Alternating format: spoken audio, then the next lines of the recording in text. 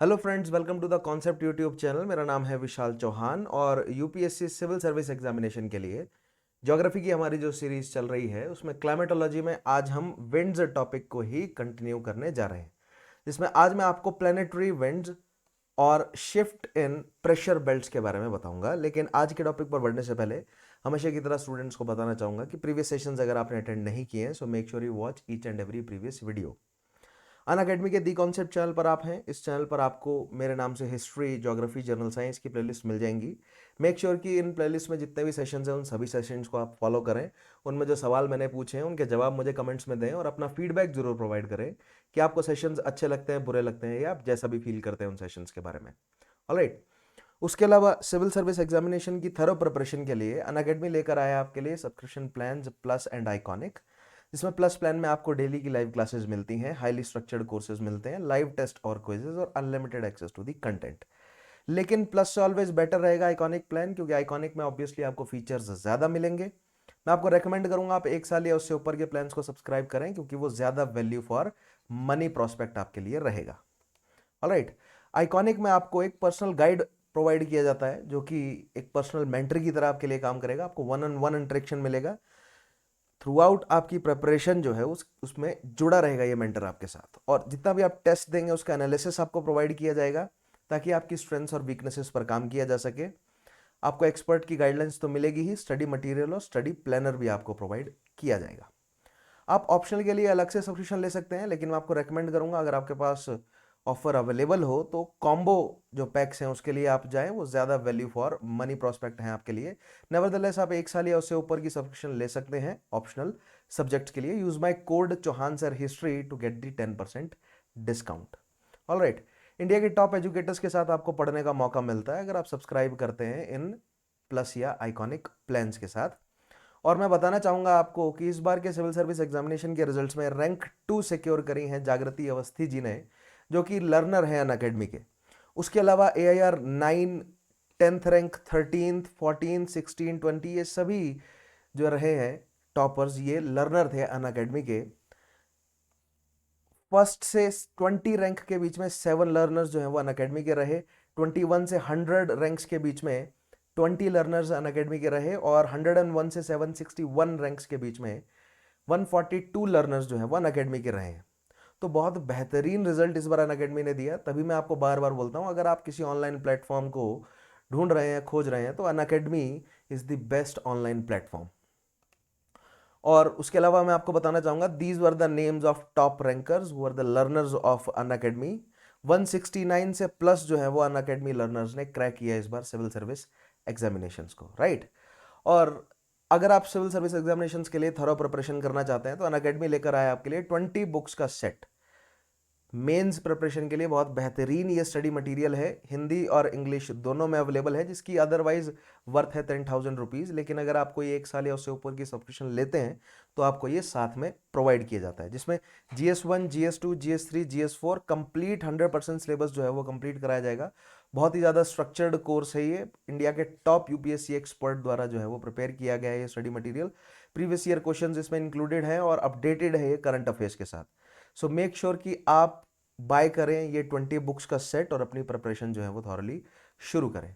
उसके अलावा अगर आप एक साथ पेमेंट नहीं करना चाहते हैं या नहीं कर पा रहे हैं तो अनअकैडमी लेकर आया आपके लिए लोन फॉर UPSC। इसमें कोई प्रोसेसिंग फीस नहीं है, कोई हिडन रेट नहीं है, कोई हिडन चार्जेस नहीं है, कोई हिडन इंटरेस्ट रेट नहीं रहेगा इसमें। 2 घंटे के अंदर अप्रूवल है, बहुत मिनिमल सा पेपर वर्क और बहुत फ्लेक्सिबल सा टेन्योर है, राइट। हर नई वीडियो के नीचे आपको डिस्क्रिप्शन बॉक्स में लिंक मिल जाएगा, मेक श्योर कि आप उस लिंक को चेकआउट जरूर करें और लोन का प्रोसीजर एक बार देखें ज़रूर। अगर आप एक साथ पेमेंट नहीं कर पा रहे हैं, नहीं करना चाहते हैं, तो ये बहुत बेहतरीन ऑप्शन है आपके लिए अपनी जर्नी कंटिन्यूड रखने का। ऑलराइट। उसके अलावा 6 अक्टूबर से 1 ईयर के बैचेस और 2 ईयर के बैचेस शुरू हो रहे हैं, और 18 अक्टूबर से मिशन AIR 1 के बैच शुरू हो रहे हैं, राइट। इस बार हम AIR 2 जो है वो सिक्योर कर सके। नेक्स्ट टाइम के लिए हमारा गोल है कि हम फर्स्ट रैंक जो है वो लेकर आए, जिसके लिए quality enhancement and answer writing program शुरू हो रहा है। इंग्लिश, हिंदी और बाइलिंगुअल में अवेलेबल है। सो मेक श्योर कि आप सब्सक्राइब करें और कोड यूज़ कीजिएगा मेरा चौहान सर हिस्ट्री। उसके अलावा फ्री टेस्ट सीरीज अवेलेबल है Unacademy Chunauti 2.0। Use my code Chauhan sir history to unlock all the free content, right, and not just these free test, उसके अलावा और बहुत सारा फ्री कंटेंट जो है वो अनअकैडमी का अवेलेबल है।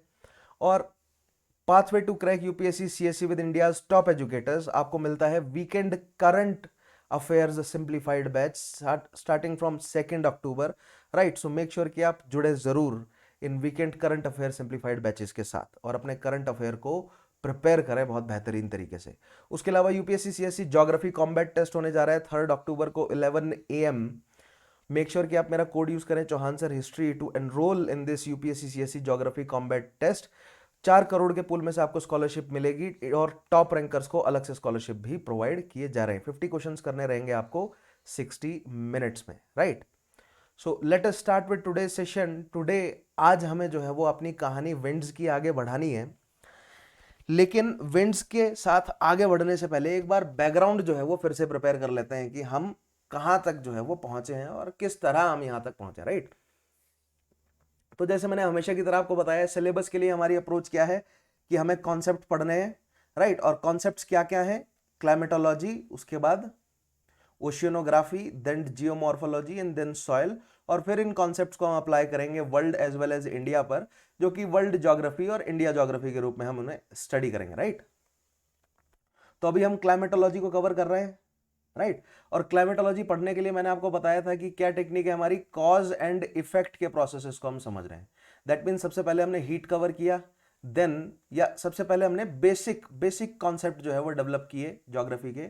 देन हमने जो है वो हीट स्टडी किया, फिर हमने हीट के बाद टेम्परेचर के बाद या हीट के बाद इंसोलेशन के बाद टेम्परेचर के बाद प्रेशर, और अब हम विंड्स कवर कर रहे हैं। तो आई गेस अगर आपने पिछले सेशंस अच्छे से फॉलो किए हैं मेरे, तो ये पूरा कॉज एंड इफेक्ट का फंडा जो है वो आप अच्छे से समझते हैं। उसके अलावा अप्रोच आप लोग जानते हैं क्या अप्रोच है हमारी, pre plus mains, dynamic plus static, intra plus interdisciplinary approach. तो मुझे बार बार बोलने की जरूरत नहीं है, आप लोग काफी अच्छे से जो है वो, जो स्टूडेंट्स रेगुलरली मेरे सेशंस को फॉलो कर रहे हैं, नॉट जस्ट ज्योग्राफी, अगर आप लोगों ने हिस्ट्री भी मेरे साथ पढ़ी है तो आप लोग जानते हैं कि मेरे पढ़ाने की अप्रोच क्या रही है हमेशा से, है ना। एंड रिवीजन के लिए मैं बार बार बोलता रहता हूं कि रिवीजन की साइकिल्स में आप जरूर रहें। 3 दिन की साइकिल, दिन 7 दिन की, दिन 10 दिन की, दिन 14 डेज की cycle, right. So I hope आप लोग जो हैं वो थॉरली फॉलो कर रहे हैं मेरे सेशंस को, पिछले सेशंस आप देखते आ रहे हैं, ताकि ये क्लाइमेटोलॉजी को समझने का जो कॉज एंड इफेक्ट का जो पूरा प्रोसेस है ये आपके दिमाग में अच्छे से क्लियर है, right. Now let us move to today's session. Today we have to continue the topic of winds। और winds का टॉपिक जो है वो, winds तक हम प्रेशर की वजह से पहुंचे थे, है ना। और प्रेशर में हमने क्या समझा था, the vertical and horizontal variation in pressure. Then we understood about the global atmospheric circulation. Then we took the topic of winds, और पिछले टॉपिक में विंड्स में हमने क्या समझा था, the factors affecting the motion of wind, यानी कि वेलोसिटी और डायरेक्शन पर किस किस का इफेक्ट है। तो 3 फैक्टर्स मैंने आपको बताए थे, क्या क्या था वो, pressure gradient force, frictional force and Coriolis force या कोरियोलिस इफेक्ट के बारे में मैंने आपको पिछले टॉपिक में काफी डिटेल में बताया था, ठीक है। लेकिन मैंने आपको विंड्स के बारे में क्या बताया था कि हम विंड्स को किस तरह स्टडी करेंगे। We will first understand the concept of winds, जिसमें मैंने आपको बताया था कि first we will understand what is wind, right. Definition हम विंड की जो है वो एक्वायर करेंगे, and then we will understand the factors, and these 3 were the factors, right. Pressure gradient force, frictional force and the third one was Coriolis force.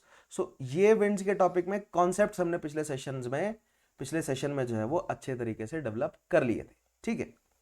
आज मैंने आपको क्या बताया था कि कॉन्सेप्ट के बाद हम क्या स्टडी करेंगे, हम स्टडी करेंगे टाइप ऑफ विंड्स जो है वो क्या क्या है। और आज हमें टाइप ऑफ विंड शुरू करनी है, जिसमें सबसे पहली टाइप यानी कि प्लैनेटरी, या जिसको आप परमानेंट या आप कह सकते हैं कि प्लैनेटरी या परमानेंट विंड्स हैं ये।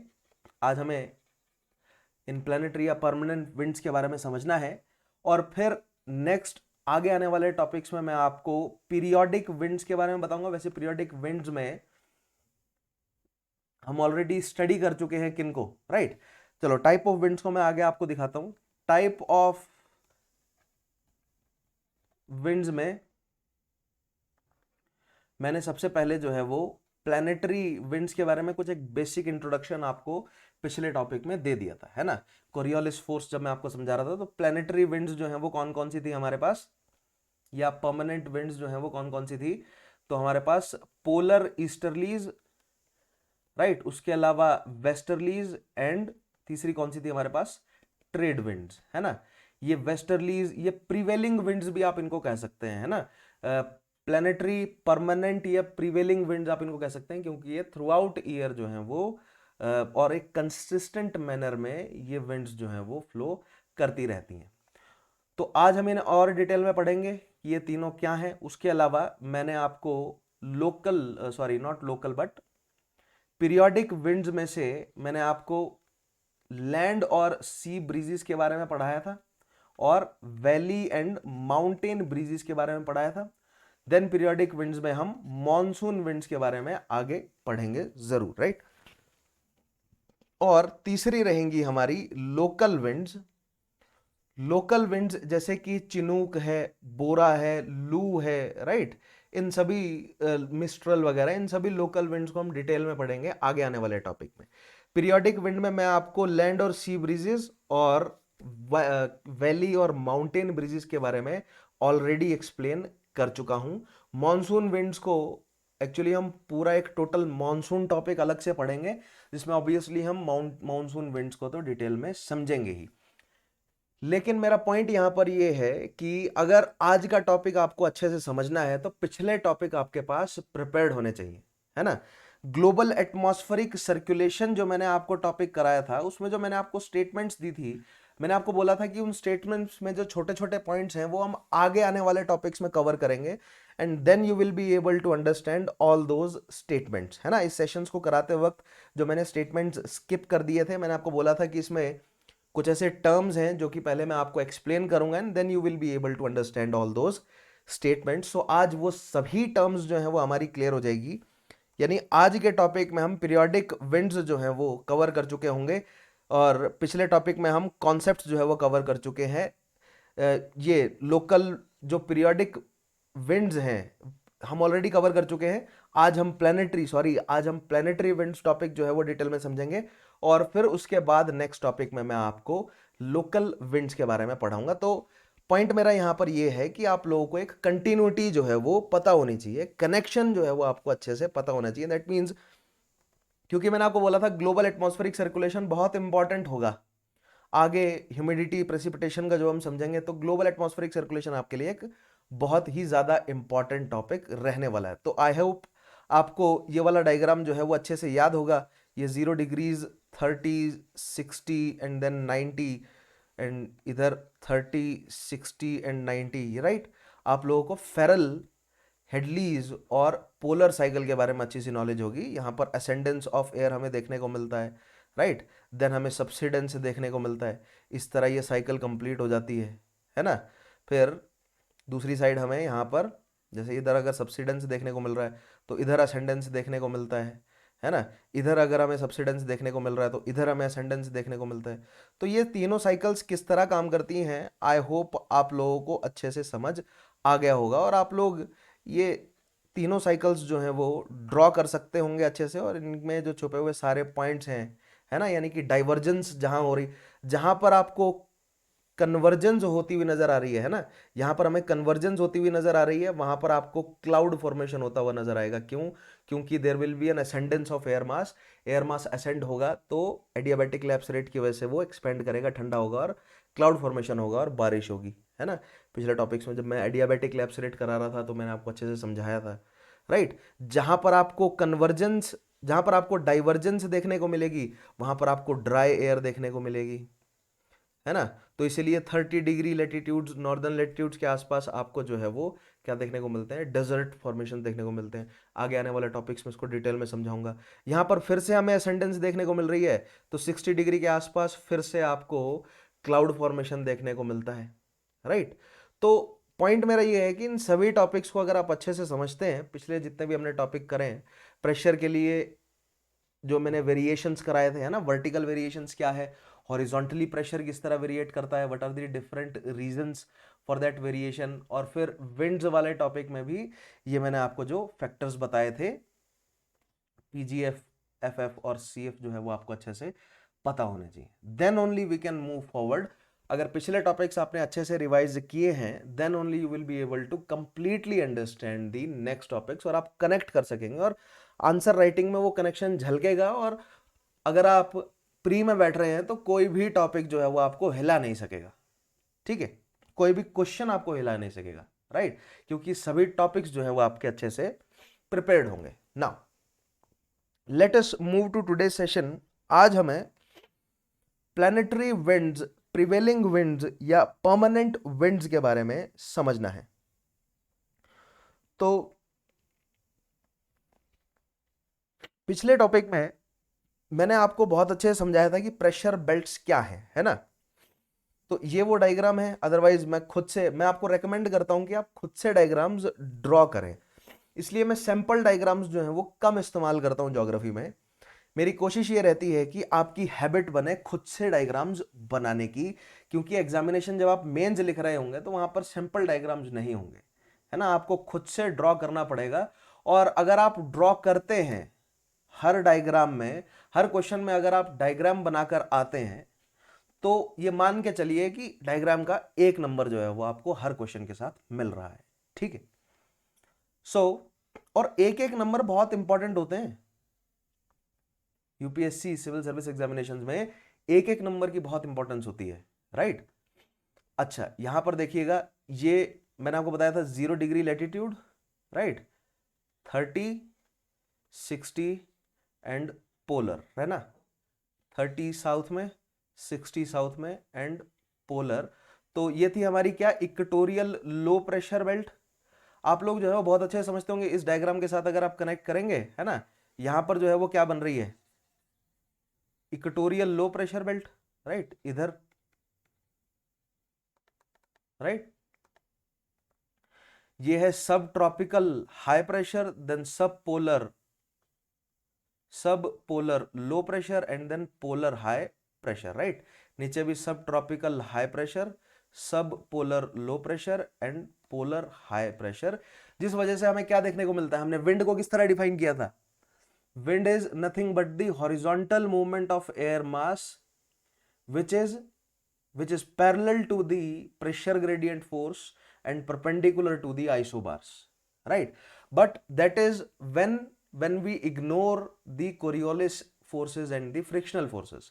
If the Coriolis forces and frictional forces are in act, हमें क्या देखने को मिलता है, if they are not in act, right, अगर वो एक्ट में नहीं होंगे, so the wind will move from higher pressure to lower pressure, that's the direction, parallel to the pressure gradient force that will provide the initial velocity, and it will be perpendicular to the isobars. So if there is no, if we ignore the Coriolis force, this will be the moment, है ना, क्योंकि ये high pressure है, सो high pressure से low pressure दोनों side move कर रहा होगा, है ना, हाई प्रेशर से लो प्रेशर एयर मूव कर रही होगी, है ना, इस तरह हाई प्रेशर से लो प्रेशर, ठीक है। सदर्न हेमिस्फीयर में भी हाई प्रेशर से लो प्रेशर की तरफ विंड मूव कर रही होगी, और यहां देखिए ये हाई प्रेशर से लो प्रेशर की तरफ विंड मूव कर रही है। But due to Coriolis effect we see deflection in the direction of air, and in the northern hemisphere the deflection is towards the right. So due to the Coriolis effect, what we observe that the winds from the subtropical high pressure zone will move toward the equatorial low pressure zone, but they will deflect in the rightward direction, right, इस तरह rightward direction में deflection होगा। This is ideal condition, ये ideal condition है when we ignore the Coriolis force, right. But the Coriolis force is present, that is why we observe the deflection, and I hope I was able to explain how this deflection occurs. But nevertheless you should know the basic facts as well as the basic concept, right. Leftward movement in southern hemisphere and rightward movement in northern hemisphere, ये I hope आप लोगों को बिल्कुल clear होगा, right. And in winds को क्या कहा जाता है, आप लोगों को याद होगा, ये सब ट्रॉपिकल या ट्रॉपिकल रीजन में, इक्वेटर और ट्रॉपिकल रीजन में हमारे पास ट्रेड विंड्स हैं, ये these are the trade winds, These are the westerlies between the subtropical and subpolar, and between the polar and subpolar we have the polar easterlies, right? Polar easterlies. और wind का नाम जो है वो उसकी direction के हिसाब से होता है, और डायरेक्शन कौन सी, या उसके मूवमेंट के हिसाब से होता है, और जहां से वो स्टार्ट हुई है वहां से आप विंड का नाम रखते हैं। यानी कि सी ब्रीजेस का मतलब क्या होगा कि वो सी से आ रही हैं, लैंड ब्रीजेस का मतलब क्या है कि लैंड से आ रही हैं, माउंटेन ब्रीजेस का मतलब क्या है कि वो माउंटेन से वैली की तरफ जा रही हैं, वैली ब्रीजेस का मतलब है कि वो वैली से माउंटेन की तरफ जा रही हैं। तो आपको ध्यान रखना है ये विंड्स का नोमेनक्लेचर जो है वो उनके ओरिजिन के प्लेस से रखा जाता है, राइट? दैट मीन्स अगर इनको पोलर ईस्टर्लीज कहा जा रहा है तो ये बेसिकली ईस्ट से वेस्ट की तरफ मूव कर रही होंगी, ठीक है? अगर पोलर ईस्टर्लीज कहा जा रहा है तो ईस्ट से वेस्ट की तरफ मूव कर रही होंगी। वेस्टर्लीज अगर कहा जा रहा है तो ये वेस्ट से ईस्ट की तरफ मूव कर रही होंगी, ठीक है? आई होप पिछले सेशन में मैंने आपको ये सारे पॉइंट्स जो हैं वो अच्छे से समझा दिए थे। आज हम इन विंड्स के बारे में स्टेटमेंट्स के माध्यम से डिटेल्स में समझते हैं, आइए, ठीक है? तो सबसे पहले कंसीडर करते हैं हम कुछ बेसिक इनिशियल स्टेटमेंट्स को। The winds blowing throughout the year from one latitude to another in response to latitudinal difference in air pressure are called planetary or prevailing winds. First of all, why the air mass is moving? The air mass is moving due to the pressure difference, है ना? between different latitudes there is a pressure difference, and that pressure difference is due to the different temperatures of different latitude. The different temperature is due to the different insolation at different latitude, and that different insolation is due to the different amount of heat energy received at different latitudes. That is how you connect all these topics. And बहुत important point geography का, geography में हम क्या study करते हैं? We study the spatial and temporal variations, right? So the winds blowing throughout the year, जो throughout the year चल रही हैं, पूरे साल चल रही हैं, क्योंकि as we observed in this diagram these are cycles, और ये मेयरली इस रिम पर मौजूद नहीं है, दे आर, क्योंकि एटमॉस्फेयर जो है वो एक एनवलप की तरह है, तो ये 360 डिग्री जो है वो मूव कर रही है ना? क्या हो रहा है? असेंडेंस और सबसिडेंस जो है वो 360 डिग्री हो रहा है, ठीक है? पूरे अर्थ को जो है वो कवर कर रहे हैं ये। So throughout the year चल रही है, from one latitude to another in response to latitudinal difference in air pressure are called planetary or prevailing winds, right? They are permanent in nature, इसलिए permanent wind भी आप उन्हें कह सकते हैं, बट ये आइडियल कंडीशंस है। समझ रहे हैं आप? ये डायग्राम जो है ना, ये डायग्राम जो है वो अभी भी आइडियल कंडीशन है, इंक्लूडिंग कोरियोलिस फोर्सेस। समझाऊंगा कैसे, राइट? अच्छा, नेक्स्ट स्टेटमेंट देखते हैं। They are global in nature and are the result of global pressure distribution. Global in nature यानी कि थ्रू आउट ग्लोब पर वो अपने अपने लैटिट्यूड्स के बीच में जो है वो फ्लो कर रही हैं, और ग्लोबल प्रेशर डिस्ट्रीब्यूशन की वजह से है, राइट? ग्लोबल एटमॉस्फेरिक सर्कुलेशन में मैंने आपको बताया था कि प्रेशर ग्लोबल का मतलब ग्लोबली प्रेशर डिस्ट्रीब्यूशन हो रहा है। प्रेशर डिस्ट्रीब्यूशन का मतलब क्या है कि यहां पर लो है, इधर हाई है, इधर लो है और इधर हाई है, इसी वजह से है ना, प्रेशर डिफरेंस की वजह से ही तो, प्रेशर ग्रेडियंट की वजह से ही तो विंड ब्लो कर रही है ना, राइट? आप लोगों को रेट और ग्रेडियंट में पिछले टॉपिक में डिफरेंस समझ आया था? आई होप समझ आया होगा अच्छे से, है ना? अच्छा, नेक्स्ट स्टेटमेंट देखते हैं। Latitudinal variation of atmospheric heating. देखिए, इस एक स्टेटमेंट में स्पेशल वेरिएशन का कॉन्सेप्ट आ गया। एटमॉस्फेरिक हीटिंग हो रही है और वो वेरिएट कर रहा है कैसे? लैटिट्यूडनली। क्यों? क्योंकि एट द इक्वेटर द सन, और at the equatorial region maximum insolation जो है वो पड़ रहा होगा, ठीक है? दो it is not entirely correct, I will show you how, but ideally आप ये मान सकते हैं कि मैक्सिमम इंसोलेशन रिसीव कर रहा है इक्वेटोरियल रीजन, और एटमॉस्फेरिक हीटिंग मतलब वहां पर हीट ज्यादा है, और फिर इन डिफरेंट साइकिल्स के माध्यम से हीट जो है वो पोल्स तक पहुंच जाती है ना? emergence of pressure belts हो रहा है, the migration of belts following the apparent path of sun, the distribution of continents and oceans, and rotation of earth are the main forces responsible for the origin of the planetary winds. बहुत ही बेहतरीन statement है ये। इस एक statement में इतना कुछ explain किया गया है, एक्सप्लेन नहीं किया गया मतलब मेंशन किया गया है, मैं उसको एक्सप्लेन कर रहा हूं। So I hope latitudinal variation of atmospheric heating आप लोग अच्छे से समझते होंगे, है ना, कि latitude is inversely proportional to insolation, है ना, आप लोग जानते हैं, higher the latitude lower the insolation, right. उस वजह से प्रेशर बेल्ट हमें देखने को मिलती हैं, ठीक है। अब इंसोलेशन की वजह से थर्मली इंड्यूस्ड दो प्रेशर बेल्ट्स, दो मेन तरह की प्रेशर बेल्ट्स है, एक इक्वेटोरियल लो प्रेशर और एक पोलर हाई प्रेशर, राइट। और बाकी की दो प्रेशर बेल्ट्स जो है वो मैकेनिकली इंड्यूस्ड है, राइट। सो पहला तो कारण ये है प्रेशर बेल्ट्स का बनने का, क्योंकि प्रेशर की वजह से ही, प्रेशर बेल्ट्स की वजह से ही विंड मूवमेंट है, क्योंकि wind is flow of air mass from higher pressure to lower pressure zone, right. So पहला तो प्रेशर बेल्ट जो है वो इंसुलेशन की वजह से बन रहा है। दूसरा कारण, सो दैट मीन्स अगर प्रेशर बेल्ट फॉर्मेशन आप समझ गए तो आप विंड फॉर्मेशन को जस्टिफाई कर सकते हैं, right. The migration of belts following the apparent path of sun. Now अब मैं आपको आज ही, जैसे कि मैंने आपको बोला ना, आज के टॉपिक में जैसे कि मेंशन्ड है कि we will be understanding about the shifting of pressure belts. So मैंने बोला ना, जैसे प्रेशर बेल्ट शिफ्ट होगी उसी हिसाब से विंड्स का शिफ्टिंग भी होगा।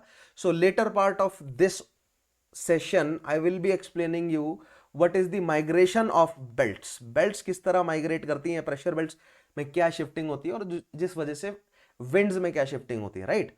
उसके अलावा distribution of continents and oceans. Now मैंने आपको पिछले टॉपिक्स में differential heating of land and sea बताया था, आज हम उसके बारे में भी बात करेंगे कि किस तरह दीज आइसोबार्स, या अगर आप कहें कि ये जो प्रेशर बेल्ट्स हैं, these are not belts but cells के फॉर्म में आपको दिखेंगी।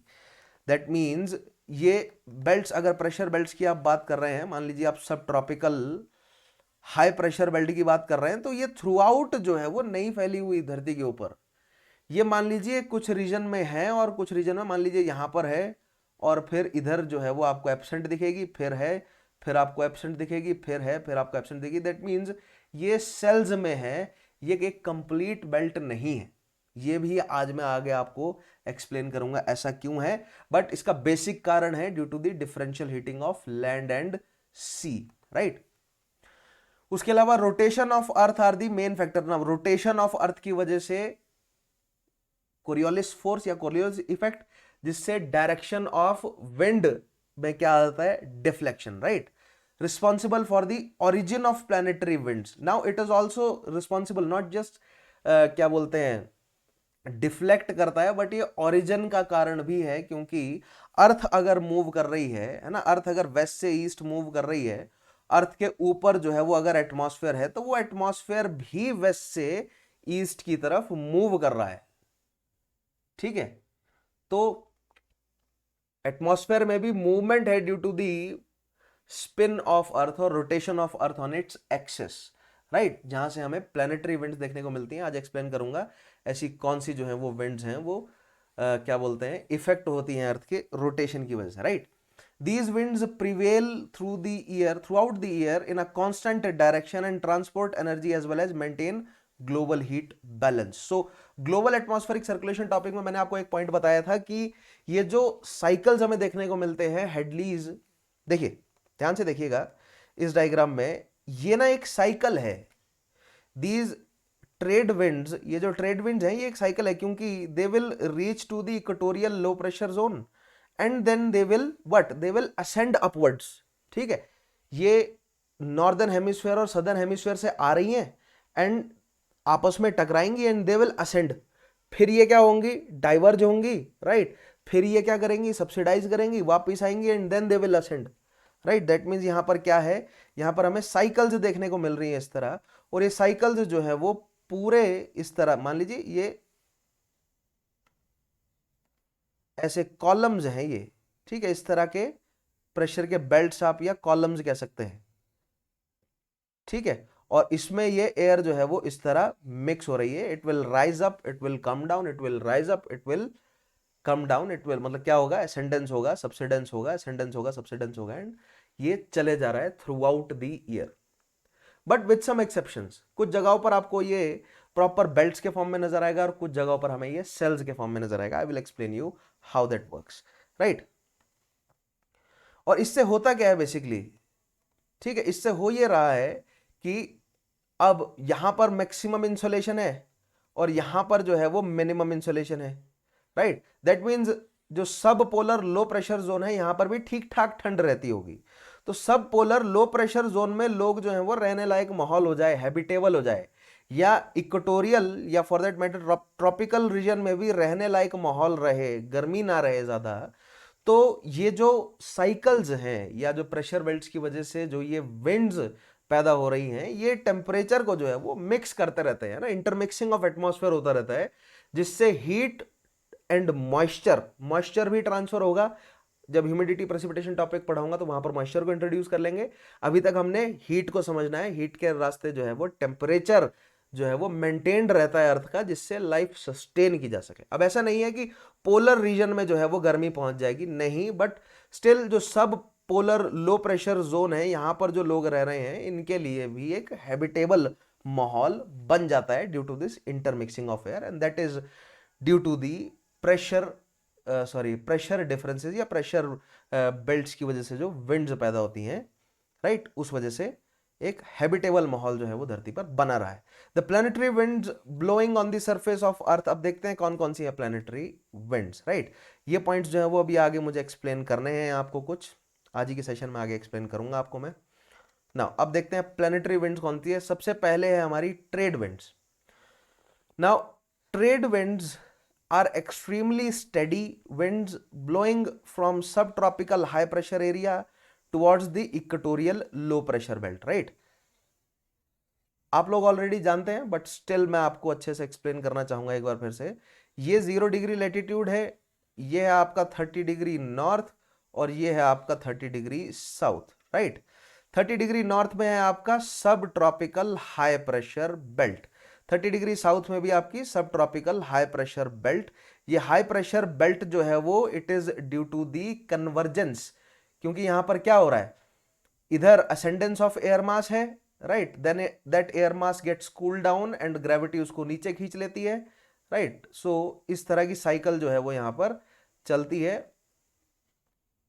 सेम गोज फॉर यहां पर असेंडेंस ऑफ एयर मास है and then it subsidizes, right, this way. So here we have convergence at 30 degree, near 30 degree latitude। अब इसका मतलब ये 30 डिग्री लेटीट्यूड लिख दिया, इसका मतलब ये नहीं है कि 30 पर ही है sub tropical high pressure belt. ये 30 डिग्री से प्लस माइनस 5 से 10 डिग्री आप रख सकते हैं, ठीक है। That means it is somewhere around 25 से 35 के बीच में, बट 30 डिग्री जो है वो ईज ऑफ अंडरस्टैंडिंग के लिए लिया गया है, या आप मीन पोजीशन कह सकते हैं, मीन पोजीशन कह सकते हैं किसकी, सब ट्रॉपिकल हाई प्रेशर बेल्ट की, राइट।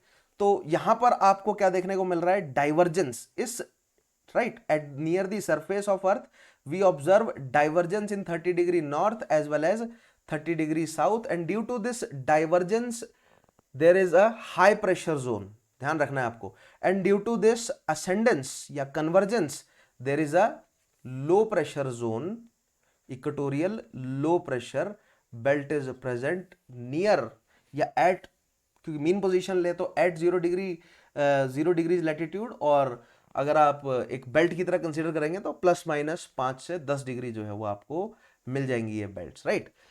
सो अब यहां पर बेसिकली अगर विंड्स जो हैं वो मूव कर रही हैं हाई प्रेशर से लो प्रेशर पर, if there is no Coriolis effect winds will move parallel to the pressure gradient force, क्योंकि यहां पर हाई प्रेशर है और इधर लो प्रेशर है। सो इधर हाई प्रेशर है तो pressure gradient force will act from higher pressure to lower pressure, right.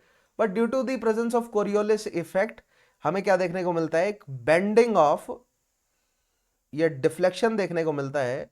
इस डिफ्लेक्शन की वजह से ये विंड्स जो हैं वो नॉर्दर्न हेमिस्फीयर में टुवर्ड द राइट मुड़ जाती हैं और सदर्न हेमिस्फीयर में टुवर्ड्स द लेफ्ट मुड़ जाती हैं। लेकिन इनकी डायरेक्शन आप देखें, मैंने आपको बोला ना जहां से ओरिजिन होता है विंड का वहां से उसका नाम लेते हैं हम। तो if this is north, right, so this is definitely east, और ये जो है क्या है, वेस्ट है, and this is south, right.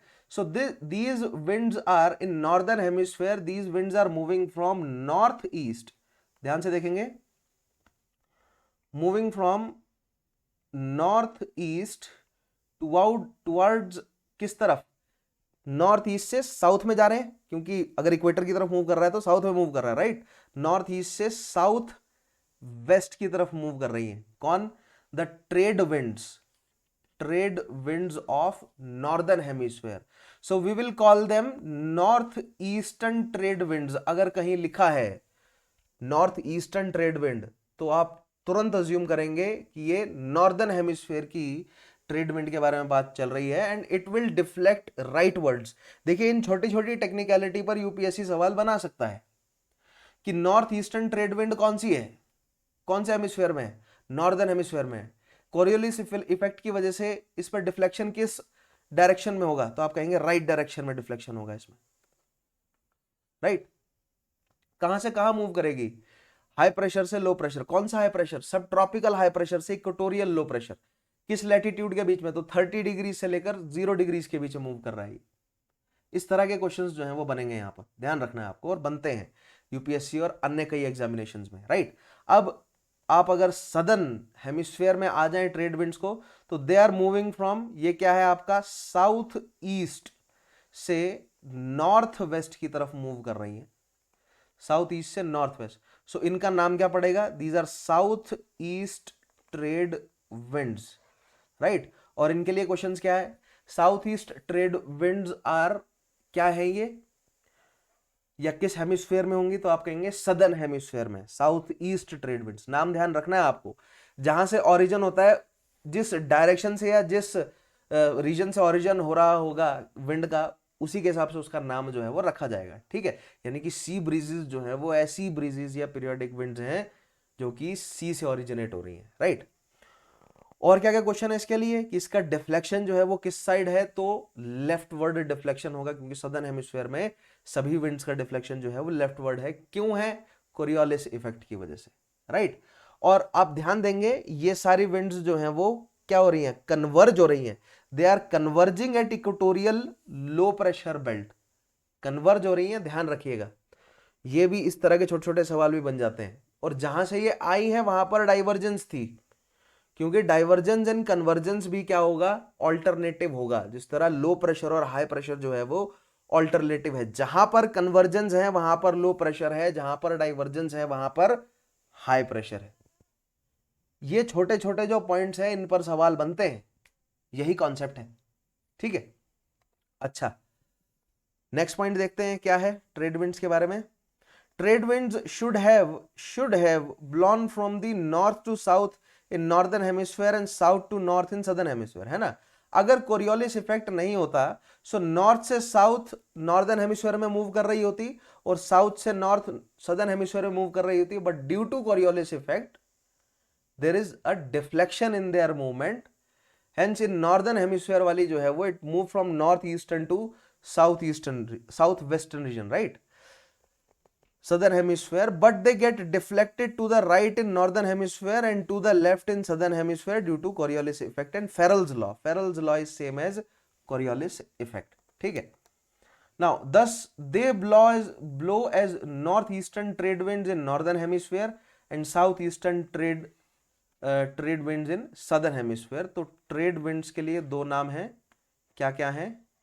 North eastern trade winds blowing in the northern hemisphere, deflection is towards the right, moving from subtropical high pressure to equatorial low pressure, right? They are converging at equator and they are diverging at 30 degree latitude, right? यहां पर जो है वो जहां convergence है वहां पर low pressure है, जहां पर डाइवर्जेंस है वहां पर हाई प्रेशर है, ठीक है?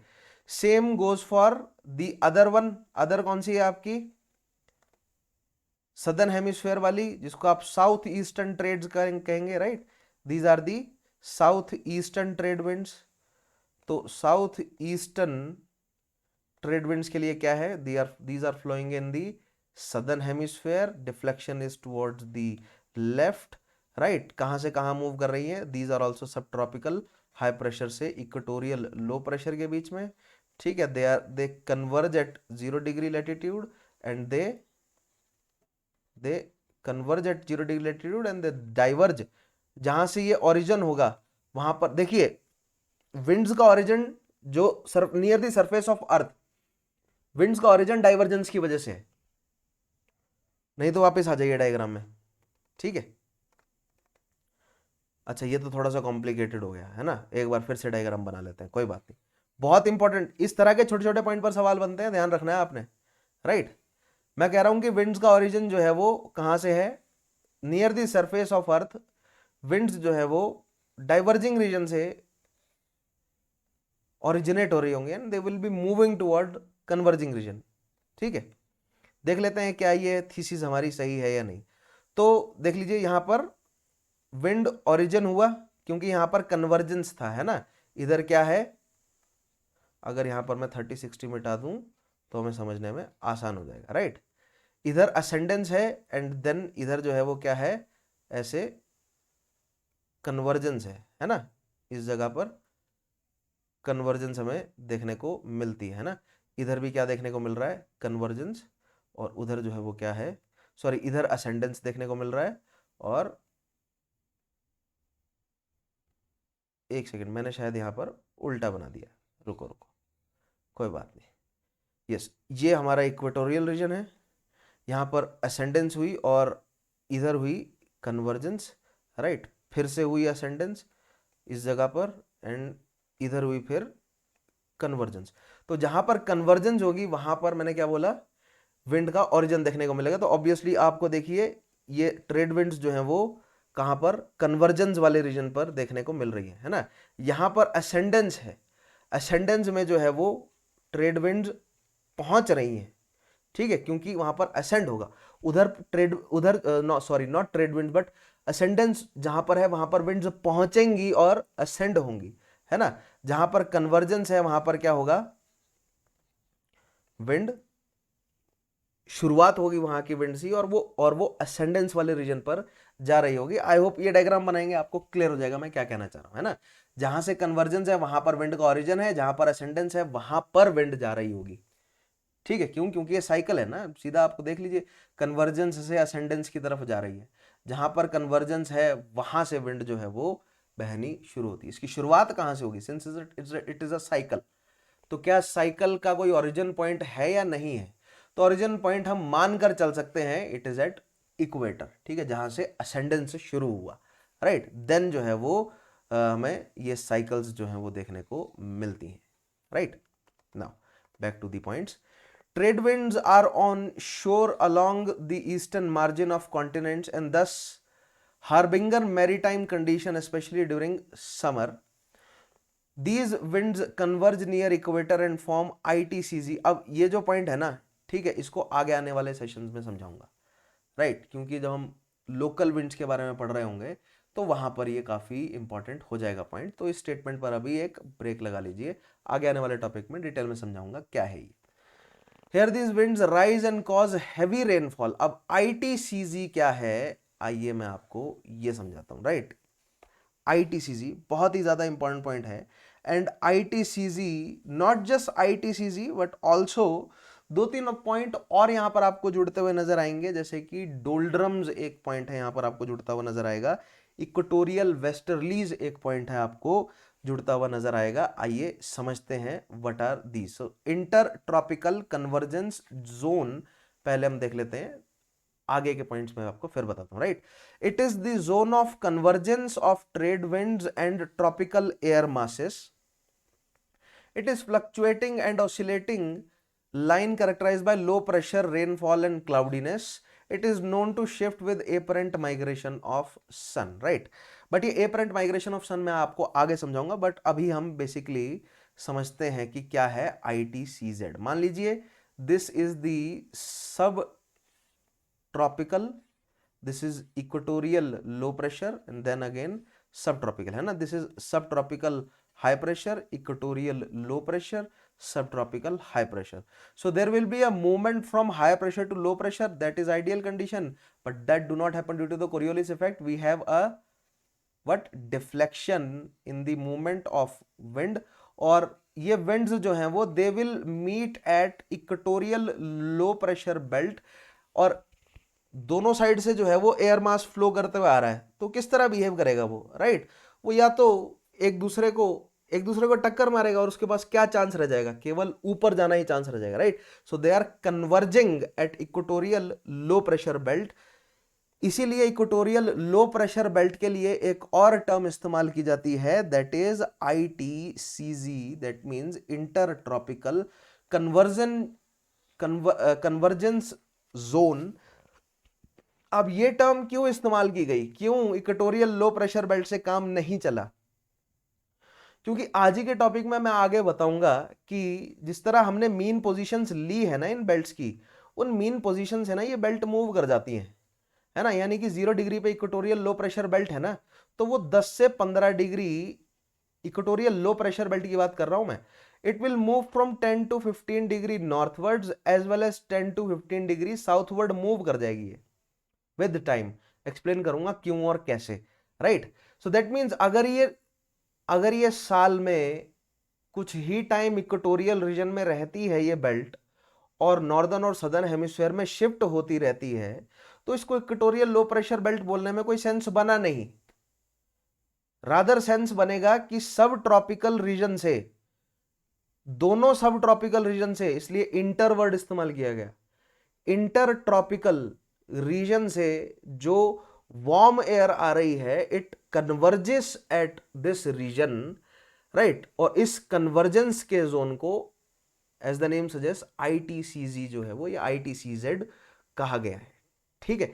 सो इक्वेटोरियल लो प्रेशर बेल्ट कहने से बचने के लिए ITCZ कहना जो है वो ज्यादा एक्यूरेट रहेगा, क्योंकि इक्वेटोरियल लो प्रेशर बेल्ट बोलने की ज्यादा सेंस नहीं बनती है, क्योंकि ये बेल्ट जो है वो शिफ्ट करती रहती है नॉर्थवर्ड और साउथवर्ड, ठीक है, with the migration of sun, northward और साउथवर्ड। आगे समझाऊंगा कैसे हो रहा है वो shifting of the pressure belts. But since ये शिफ्ट कर रही है तो इसको इक्वेटोरियल कहने का कोई मतलब नहीं बनता, क्योंकि इक्वेटर इज 0 डिग्री लेटीट्यूड पर।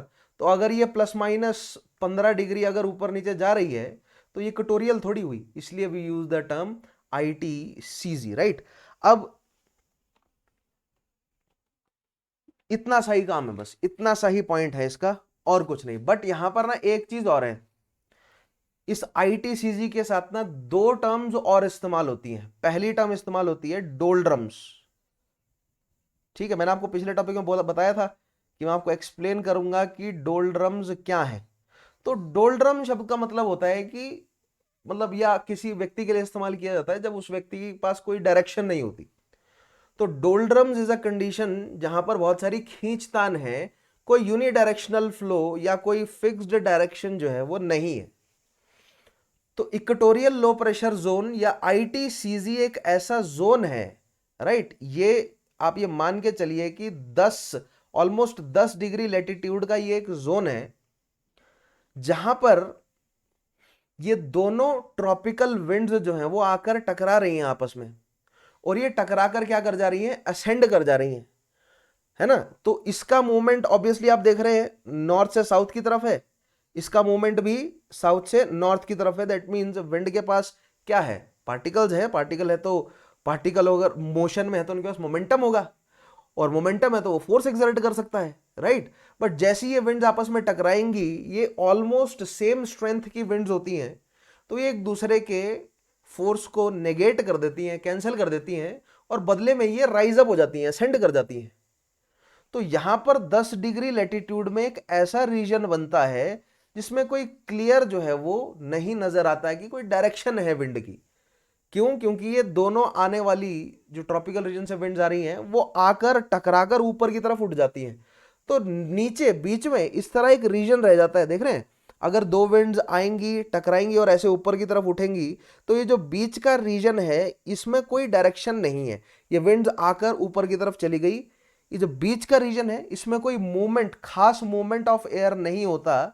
दैट मीन्स यहां पर जो है वो, अगर कोई शिप फंस जाए तो वो विंड के सहारे जो है वो मूव नहीं कर सकती, फिर मैकेनिकल फोर्सेस से यानी कि पतवार का इस्तेमाल करके शिप को बाहर निकालना पड़ता है।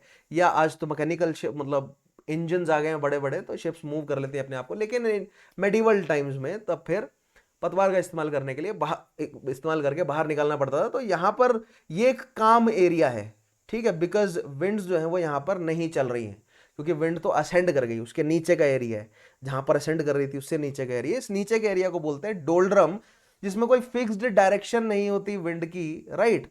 और मतलब इसका इस्तेमाल जो है वो क्या बोलते हैं, शिप्स नहीं कर सकती नेविगेट करने के लिए, राइट। इस एरिया को बोला जाता है इसीलिए डोल्ड्रम, जिसमें कोई फिक्स्ड डायरेक्शन ऑफ विंड जो है वो नहीं है, राइट।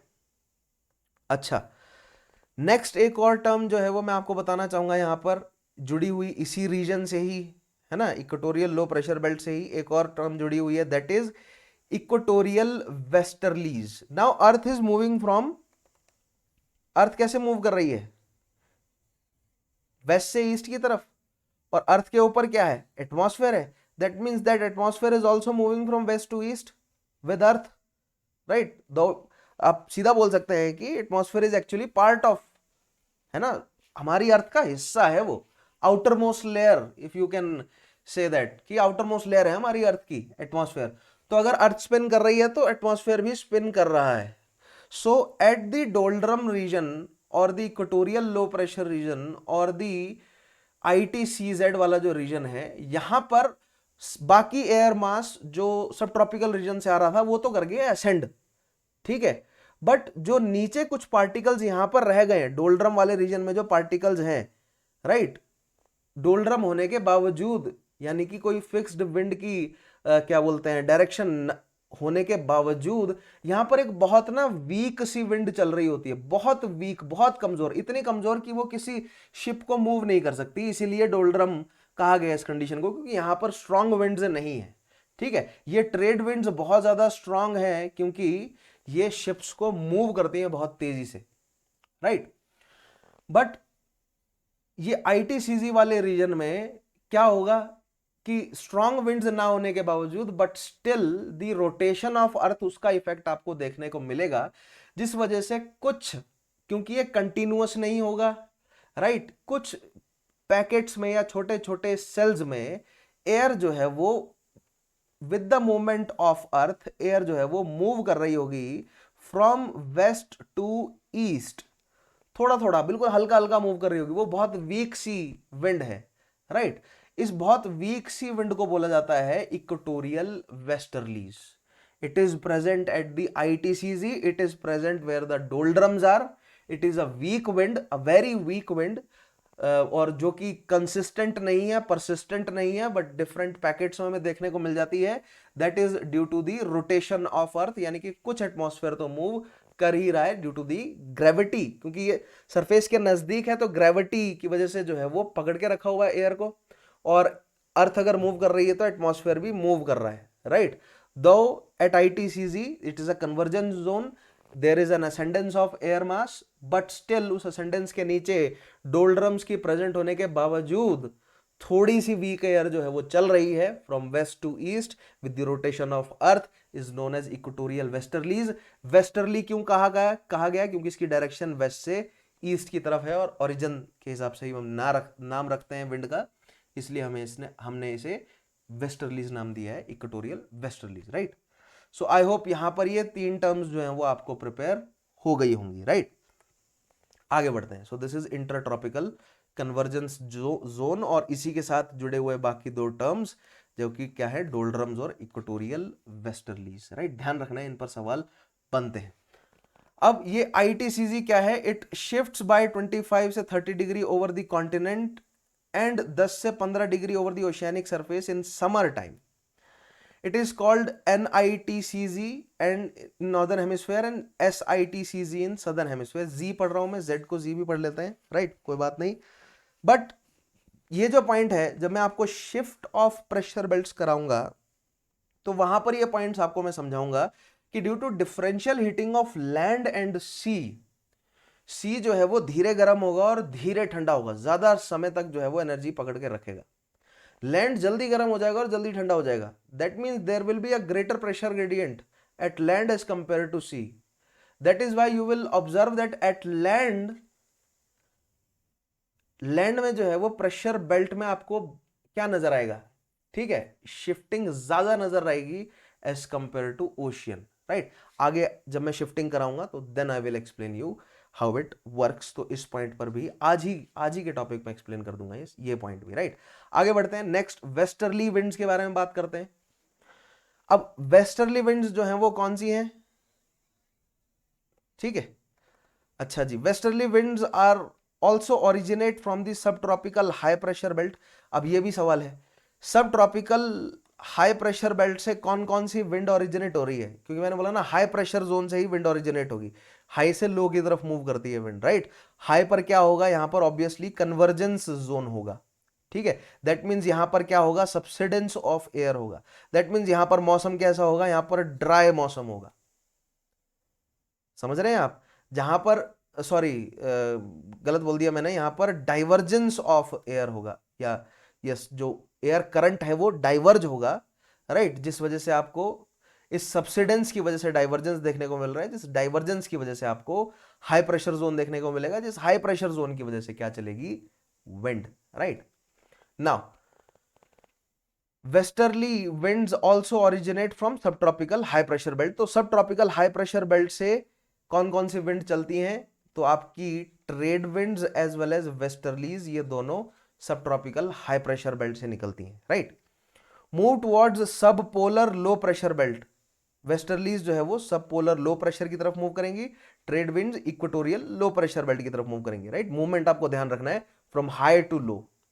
सवाल बनते हैं, इसीलिए बार बार रिपीट कर रहा हूं, ताकि आपके दिमाग में मेरी आवाज जो है वो सेट हो जाए, ये छोटे छोटे पॉइंट जो है वो आपके दिमाग में सेट हो जाए, क्योंकि इन्हीं छोटे छोटे पॉइंट को घुमा फिराकर यूपीएससी सवाल पूछेगा, ठीक है। एंड प्रिवेल बिटवीन 35 डिग्री से 60 डिग्री लेटीट्यूड के बीच में प्रिवेल करती है, दैट मीन्स परसिस्टेंट है, कंटिन्यूअस है, और पूरे साल जो है वो चलती रहेगी। Now westerly winds are also permanent but more intense during winters. They transport warm and moist air towards the pole. बहुत इंपॉर्टेंट पॉइंट है, इंटरमिक्सिंग ऑफ एयर कर रही है, पोल की तरफ मूव करती है, राइट। और वार्म एयर जो है वो सब ट्रॉपिकल रीजन से सब पोलर रीजन की तरफ वार्म एयर पहुंचाती है, ताकि सब पोलर रीजन में लोग रह सकें। और दुनिया की एक काफी बड़ी पॉपुलेशन जो है वो सब पोलर रीजन में रह भी रही है, ठीक है। और वो कैसे मुमकिन हो सका, due to these westerly winds, right. अब इनको वेस्टर्ली जो है वो क्यों कहा जाता है, westerly winds cause formation of fronts along the subpolar low pressure zone and transport cyclone towards the western margin। अब ये साइक्लोन वाला पॉइंट मैं आपको साइक्लोन टॉपिक में एक्सप्लेन करूंगा, और वेस्टर्न मार्जिन क्या है ये भी साइक्लोन वाले टॉपिक में आपको एक्सप्लेन किया जाएगा। The British type climate of the western European type of or the western European type of climate is produced by westerly which cause rainfall throughout the year। London के बारे में अगर आपने सुना होगा तो बहुत बारिश होती है लंदन में, या मतलब पूरे ब्रिटेन में जो है वो बहुत बारिश होती है। क्यों होती है, इन वेस्टर्लीज की वजह से। कैसी होती है, आइए एक्सप्लेन करता हूं मैं। In southern hemisphere they are uninterrupted and blow with gale force, यानी कि स्ट्रॉन्ग फोर्स से ब्लो करती हैं, right. But let me explain you about the westerlies. मान लीजिए ये क्या है, हमारी अर्थ है, ऑब्वियसली ये है हमारा equatorial region, this is 30 degree and this is 60 degree, right. In northern hemisphere we will understand. यहां पर क्या होगा, असेंडेंस ऑफ एयर मास होगा, then divergence, then subsidence, and then wind will move from sub tropical high pressure to equatorial low pressure, और ये हमें Headley cycle देखने को मिलेगी। सेम यहां पर जो है वो क्या देखने को मिलेगा आपको, एक कन्वर्जेंस जोन देखने को मिलेगा, जिससे विंड मूव करेगी इस साइड। और यहां पर जो पोलर है, मैंने आपको बताया था जो पोलर विंड्स आ रही हैं, they will provide a front for the winds prevailing from sub tropical high to सब पोलर लो। और इस फ्रंट की वजह से सब ये विंड यानी westerlies they will move upwards and then they will diverge and then they will complete the cycle. कौन सी, फेरल या mid latitudinal atmospheric cycle, right. But वो हम पिछले टॉपिक्स में एक्सप्लेन कर चुका हूं मैं अच्छे से, ये साइकिल्स जो है वो कैसे मूव करती हैं। आई होप पिछले सेशंस अगर आपने देखे होंगे, so you can clearly relate with all these, right. So sub tropical high से सब पोलर लो की तरफ मूव कर रही है। Since it is in northern hemisphere the deflection will be towards right, तो आपको राइट वर्ड जो है वो मूवमेंट देखने को मिलेगी। Since with the increase of latitude Coriolis force increase, with the increase of velocity Coriolis force increase, right? So ये winds इतनी ज्यादा deflected होती हैं due to the higher latitude, they almost seems to be moving from western direction, not the कौन सी, not the south western. South western नाम होना चाहिए था इनका, क्योंकि ये साउथ वेस्ट से नॉर्थ ईस्ट की तरफ मूव कर रही है, ठीक है। But these winds are deflected so much that it is almost like they are moving parallel to the isobars, right? They are almost moving parallel to the isobars. That is why they were clearly termed as westerlies, right? And in northern hemisphere obviously the deflection is toward rightward of the movement of wind, right? अच्छा, and but in the southern hemisphere the case will be opposite. case क्या होगा southern hemisphere में? क्या होगा? Left की तरफ move कर रही होंगे, टुवर्ड्स दी लेफ्ट, राइट? सो इस तरफ मूव कर रही होंगी। स्टिल ये वेस्ट से ईस्ट की तरफ जाती हुई हमें नजर आएंगी। That is why we will also call them westerlies in southern hemisphere. But there is a huge difference between the southern westerlies and northern westerlies, and that huge difference is due to the greater land and sea contrast present in the northern hemisphere. There is greater land and sea contrast present in the northern hemisphere in the subpolar region, because in the southern hemisphere in the subpolar region there is very less land mass available. Maybe a little of South America, South Africa, and maybe little of South America, और कुछ और islands जो हैं वो present हैं. That means the westerlies they have uninterrupted flow, क्योंकि homogeneous जो है वो सरफेस होगी ओशियन की, that means there will be meaningless frictional force. तो ये विंड्स जो हैं वो बहुत तेजी से बह रहे होंगे in southern hemisphere as compare to northern hemisphere, because in northern hemisphere there will be a large difference, large contrast of land and sea. That means the westerlies will not be continuous, they will not form a whole belt over the earth, rather they will form certain cells. Cells के form में आपको दिखेंगी, belt के form में नहीं दिखेंगी। और दूसरी चीज ये है कि due to the land and sea contrast, differential heating of land and sea and the movement of shifting of pressure winds, हमें यहां पर जो है वो एक कंटिन्यूटी इन बेल्ट्स में नहीं देखने को मिलेगी। दूसरी चीज फ्रिक्शनल फोर्स जो है वो ऑब्वियसली यहां पर ज्यादा एक्ट कर रहा होगा, ठीक है। और भी मतलब एंथ्रोपोजेनिक एक्टिविटीज भी बहुत ज्यादा हो रही होंगी यहाँ पर, है ना, इंडस्ट्रीज वगैरह बहुत हैं, माइक्रो क्लाइमेट्स बहुत ज्यादा होंगे यहाँ पर, या अर्बन हीट आइलैंड्स बहुत सारे हैं, तो वो सब भी वेस्टर्लीज के मूवमेंट को हैम्पर करेंगे, ठीक है। So anthropogenic activities, land and sea, क्या कह सकते हैं आप, the greater contrast in land and sea, right. इस वजह से जो वेस्टर्लीज, नॉर्दर्न वेस्टर्लीज है, they are not as strong and they are not as persistent as compared to westerlies in southern hemisphere because of the absence of greater land and sea contrast. And let's just say कि due to the homogeneity of ocean surface there is less frictional force and no other type of hindrance that is present in the northern hemisphere. So the southern westerlies are more prevailing, more strong, and hence they have some dramatic names to them, right? What are these dramatic names? They move with a strong gale force uninterrupted in southern hemisphere. They have certain dramatic names जैसे कि roaring forties, गरजती हुई, roar करती हुई forties, forties का मतलब क्या है, 40 degree south, right. Furious fifties, shrieking sixties, कुछ इस तरह के जो है वो ड्रामेटिक नेम्स हैं उनके, है ना। Roaring fifties, 50 degree south, right. उसके अलावा furious, sorry, roaring forties, 40 degree south, है ना। फ्यूरियस फिफ्टीज, और फिर नेक्स्ट क्या है, श्राइकिंग सिक्सटीज। तो जैसे जैसे सब पोलर बेल्ट की तरफ आप पहुंचते जाएंगे वैसे वैसे विंड जो है वो और भी ज्यादा स्ट्रांग होती जाती है और इस तरह के एग्रेसिव होती है। रोरिंग, फ्यूरियस या श्रीकिंग क्यों नाम रखा गया, क्योंकि when they blow they produce this roaring sound due to the क्या, कोई इंटरप्शन नहीं है तो विंड मूव कर रही है, तो मैंने आपको बताया था विंड लेयर्स में मूव कर दी है, तो जो नीचे की लेयर होगी वो ऑब्वियसली डेंसर होगी, सी के ऊपर है तो मॉइस्ट भी होगी, राइट। और ऊपर वाली लेयर को जो है वो क्या देगी, फ्रिक्शन, और इस फ्रिक्शन की वजह से साउंड प्रोड्यूस होती है एयर में, राइट। खैर आगे बात करेंगे उस साउंड के बारे में। So these are the points about westerlies. Let me check कि if I missed anything about westerlies so that we don't have anything to worry.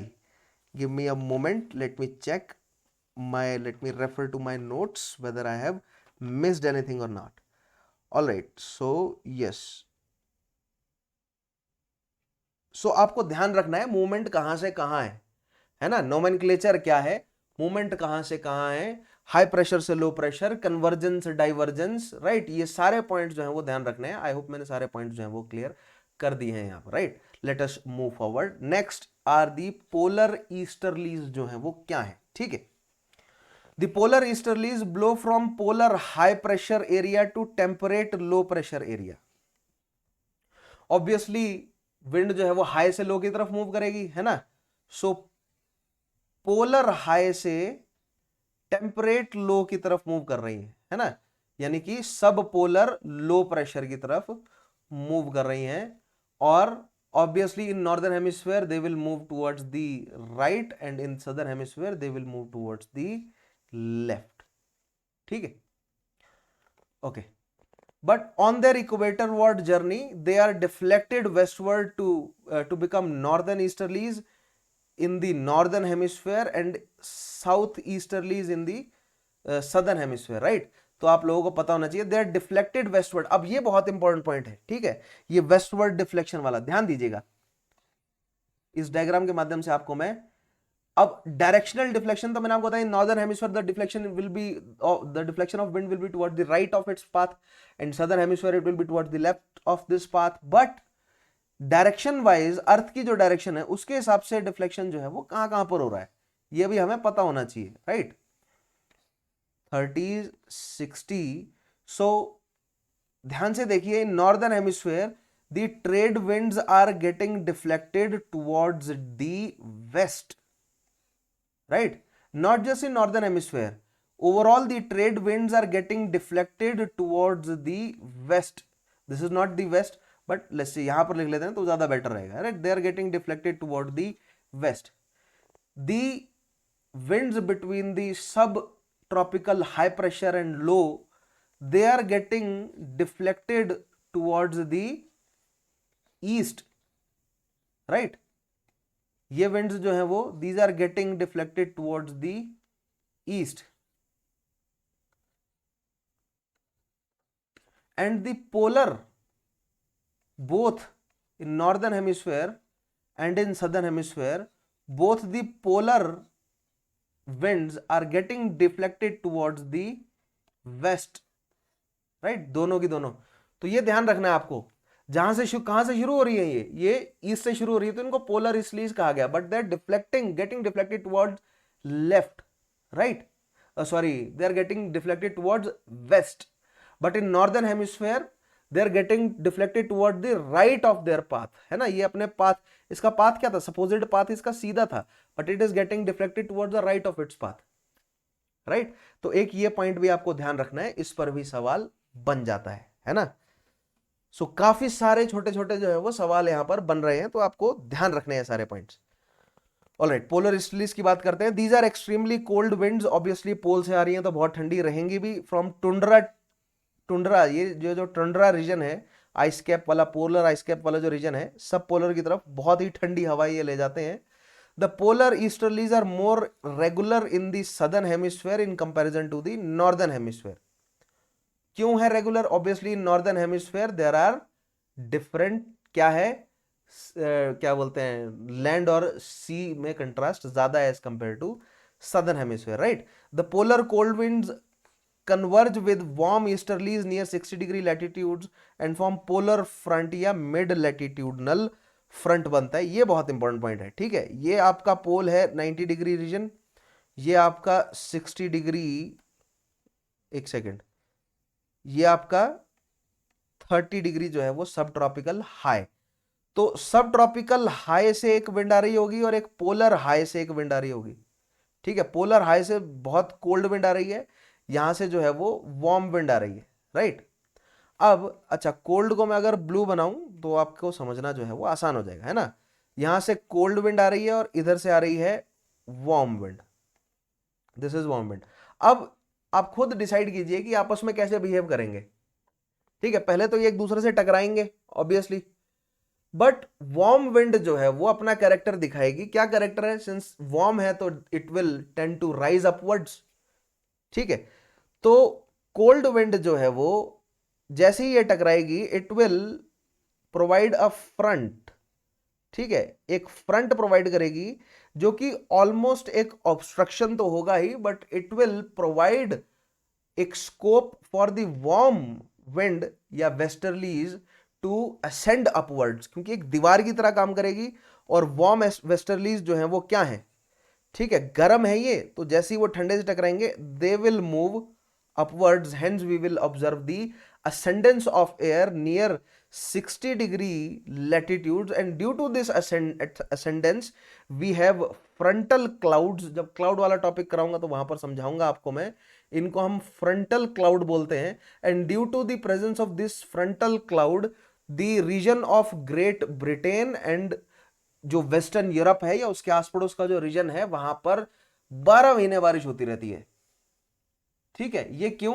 क्योंकि ये गर्म एयर जो है वो राइज अप हो गई, ये ठंडी एयर जो है वो इसको एक फ्रंट, एक दीवार की तरह काम कर रही थी, बट जैसे जैसे ये राइज हुई एडियाबैटिक लैप्स रेट काम में आया, द एयर गॉट क्या एक्सपेंड हो गई, डाइवर्ज हुई, क्लाउड फॉर्मेशन हुआ और बारिश होती गई।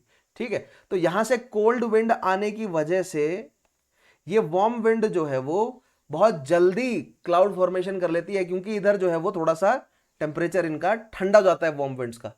ठीक है, वार्म विंड्स का टेम्परेचर थोड़ा ठंडा जाता है, they ascend and they form clouds and they precipitate, और 60 डिग्री लेटीट्यूड के आसपास बहुत ज्यादा बारिश होती है। इसीलिए ग्रेट ब्रिटेन का मौसम जो है वो इतना बारिश वाला रहता है 12 महीने। ठीक है, खासतौर पे लंदन के आसपास वाले रीजन, लंदन कैपिटल है इसलिए उसकी इंपॉर्टेंस जो है वो बढ़ जाती है और सहना पड़ता है लोगों को, राइट। असहनीय है कईयों के लिए, लोग जो है वो छोड़कर चले जाते हैं जिनके पास चॉइस होती है, मौसम अच्छा नहीं होता वहां का। The mid latitude front becomes the center of origin of the temperate cyclones। यहां से एक और चीज निकलती है टेम्परेट साइक्लोन्स, जो कि आगे आने वाले टॉपिक में साइक्लोन में ऑब्वियसली आपको मैं पढ़ाऊंगा। तो this is due to the mid latitudinal front and this is that mid latitudinal front, right. Temperate cyclone क्यों बनता है, कैसे बनता है, आगे आने वाले टॉपिक में डिटेल में ऑब्वियसली समझाऊंगा मैं आपको। ठीक है, ओके।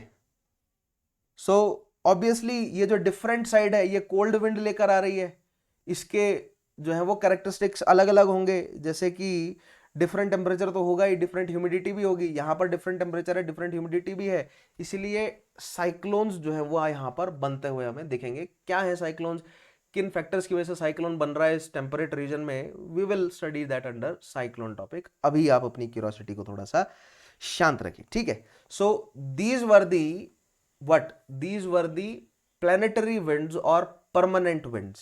ठीक है, अब एक और तरह की विंड होती है दैट इज जियोस्ट्रॉफिक विंड। समझते हैं जियोस्ट्रॉफिक विंड जो है वो क्या है? बहुत आसान है, बिल्कुल भी मुश्किल नहीं है। अपर एटमॉस्फेयर 2-3 किलोमीटर के ऊपर जहां पर कोई भी बिल्डिंग नहीं है, the frictional force is maximum near the surface of earth. और जितनी भी माउंटेन रीजन या प्लेट्यू है जो भी नॉर्मल है ना, मेजॉरिटी ऑफ द प्लेट्यूज है वो 3 किलोमीटर के आसपास खत्म हो जाते हैं। बहुत ही रेयर माउंटेन्स हैं, बहुत ही कम माउंटेन रेंजेस हैं जो 3 किलोमीटर से ऊपर राइज करती हैं, ऐसी हैं, बट वो लिमिटेड है ना, छोटे छोटे स्पेसिस में है, ऐसा नहीं है कि वो पूरी धरती पर फैले।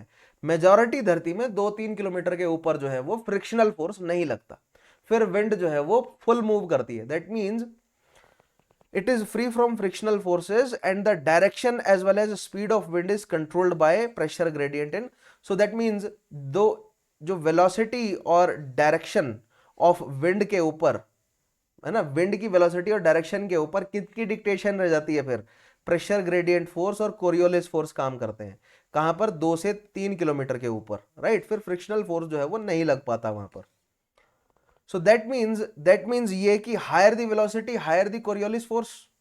So if there is no frictional force, that means pressure gradient force will will act and velocity of wind will increase, right? When isobars are straight and when there is no friction, the pressure gradient, since there is no friction, जो है वो 2-3 kilometre के ऊपर isobars जो है वो straight हो जाएंगे, ठीक है, क्योंकि आपको जो है वो मतलब सेम टेम्परेचर वाले रीजन्स जो है वो एक ही लाइन पर मिलना शुरू हो जाएंगे. There will be less bending in isobars, right? So we can say that isobar जो है वो स्ट्रेट हो जाएंगे. सो आइसोबार ये है ना? तो मान लीजिए, अच्छा, अगर आप आइसोबार्स इस तरह रख लें, ये आइसोबार्स स्ट्रेट हो गए, है ना? ये हाई प्रेशर रीजन है, ये लो प्रेशर रीजन है, और wind will move from high pressure to low pressure. So 2-3 kilometre के ऊपर फ्रिक्शनल फोर्स काम नहीं कर रहा होगा, तो विंड जो है वो पूरी तेजी से बह रही होगी. But higher the velocity of wind, higher the Coriolis force. लेकिन होगा ये कि यहां पर कोरियोलिस फोर्स भी ज्यादा तेजी से एक्ट करेगा.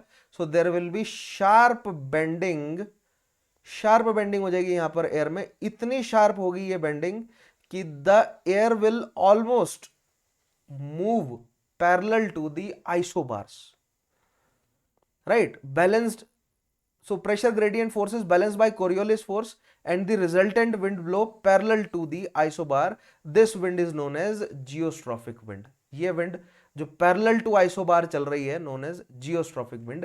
Westerlies are sometimes considered as geostrophic winds, right? This is the diagram for that. This is the wind if no rotation, है ना? अगर rotation नहीं होगा तो wind ऐसी सीधी चलेंगी, but there is a rotation, there is Coriolis force in act, है ना? यहां पर जो है वो प्रेशर ग्रेडियंट फोर्स काम कर रहा है. These are the isobars.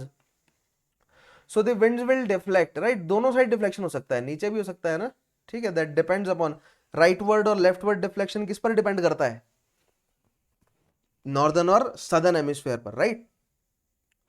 तो the deflection is so much so that wind started flowing parallel to the isobar. और जब विंड आइसोबार के पैरेलल चलने लग जाती है, यानी लैटिट्यूड्स के पैरेलल चलने लग जाती हैं, we will call them geostrophic winds, right? This is high pressure region. So I hope ये डायग्राम तो आपको समझ आ ही गया होगा, राइट? यहां पर आकर हमारे खत्म होते हैं परमानेंट या प्लैनेटरी विंड का कॉन्सेप्ट. आइए अब कहानी को आगे ले जाते हैं और शिफ्टिंग ऑफ प्रेशर बेल्ट्स की कहानी मैं आपको समझाता हूं. बहुत इंटरेस्टिंग कहानी है शिफ्टिंग ऑफ प्रेशर बेल्ट्स की. आई होप आप लोगों को पढ़ने में मजा आएगा. अगर आपको ज्यादा बर्डन लग रहा है तो एक बार वीडियो को पॉज करें, जाएं थोड़ा पानी वानी पी कर आए, लेकिन ज्यादा देर तक नहीं जाइएगा, राइट? Excuse me.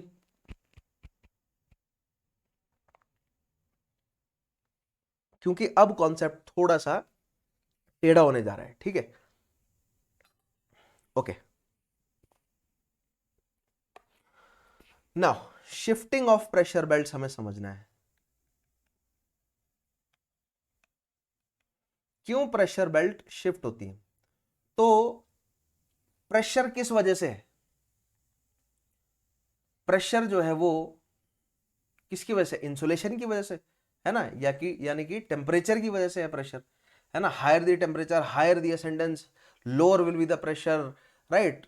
अगर एक जगह लो होगा तो दूसरी जगह हाई होगा, ड्यू टू अगर एक जगह असेंडेंस है तो कहीं तो कन्वर्जेंस होगा ही, है ना? तो प्रेशर जो है वो इंसुलेशन की वजह से है, मोटी मोटी बात अगर हम बोले, राइट? बट हमने अभी तक जो पढ़ा है, हमने जो पूरी कहानी पढ़ी है प्रेशर की या प्रेशर बेल्ट्स की, हम ये अज्यूम करते रहे कि vertical rays of sun are falling on the 0 degree latitude, right? इसी हिसाब से हमने बाकी सारी साइकिल्स बनाई ना, और उसी हिसाब से हमने ये सभी प्रेशर बेल्ट्स को समझा है. But that is not correct. Though yes it is correct कि vertical rays of sun they fall over the equator, but that is not correct for whole of the year. पूरे साल के लिए तो वो पॉइंट करेक्ट नहीं है ना. आप लोगों को ये डायग्राम याद होगा,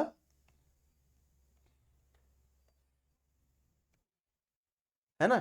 this is 23.5 degree north, this is 0 degree latitude, this is 23.5 degree south. That means this is tropic of Cancer, this is equator, this is tropic of Capricorn, right? At tropic of Cancer on 20 कौन सी तारीख? 1 जून, है ना? ठीक है. ये diagram अगर आपको याद नहीं आ रहा तो इस डायग्राम की बात कर रहा हूं मैं. At tropic of Cancer on 21 June या tropic of cancer on 21 June receives the vertical rays of sun, है ना। फिर उसके बाद हमें इक्विनॉक्स देखने को मिलता है 23 सितंबर, the equator will receive the vertical rays of sun. Then 22 दिसंबर, in southern hemisphere tropic of cancer will receive the vertical rays of sun, है ना। उसके बाद 21 March at vernal equinox, then again equator receive the vertical rays of sun, और फिर अगला साल शुरू हो जाएगा 21 जून फिर से tropic of cancer will receive the vertical rays of sun. So this is, ये किस वजह से है? दो कारणों की वजह से मैंने आपको बताया था, due to the axial tilt of earth, है ना। ये जो हमें देखने को मिलता है that means vertical rays of sun they, या आप बोल सकते हैं migration of vertical rays of sun from 23.5 degree north to 23.5 degree south, where equator receives the vertical rays of sun twice a year. That means ये जो diagram हम लेकर चलते हैं ना कि वर्टिकल रेज ऑफ सन जो है वो कहां पर पड़ रही है, इक्वेटर पर, ये बेसिकली हम इक्विनॉक्स वाले टाइम पर या 23 सितंबर और 21 मार्च का डायग्राम बना रहे होते हैं। ये थ्रू आउट द ईयर के लिए नहीं है, क्योंकि 23 सितंबर और 21 मार्च को ही वर्टिकल रेज जो है वो इक्वेटर पर पड़ रही है ना।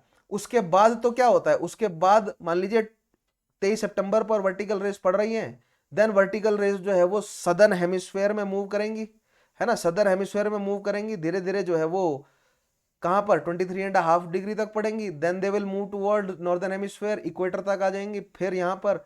तो ये साइकिल जो है वो चले जा रहा है, right.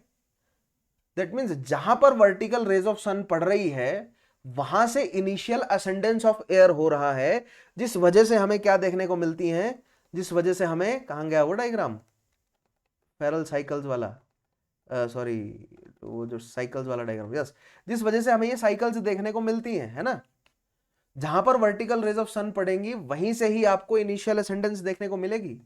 That means vertical rays of sun अगर नॉर्थवर्ड और साउथवर्ड मूव कर रही हैं इन अ ईयर, राइट, एक बार वो नॉर्थवर्ड जाएंगी, देन वो फिर वापस आएंगी, फिर वो साउथवर्ड जाएंगी, फिर वापस आएंगी, तो ये वेव अगर चल रही है, दैट मीन्स वो जो असेंडेंस ऑफ एयर वाला, जो इनिशियल असेंडेंस ऑफ एयर वाला जो रीजन है ना, वो भी नॉर्थ और साउथ मूव कर रहा है। उस इनिशियल असेंडेंस ऑफ एयर वाले रीजन की वजह से ही तो प्रेशर बेल्ट्स बन रही हैं, है ना। इनिशियल पॉइंट लिया ना हमने 0 डिग्री लैटिट्यूड, वहीं से तो हमने लोअर प्रेशर बेल्ट पहले बनाई, उसी के हिसाब से तो फिर हम बाकी प्रेशर बेल्ट्स बना रहे हैं, है ना।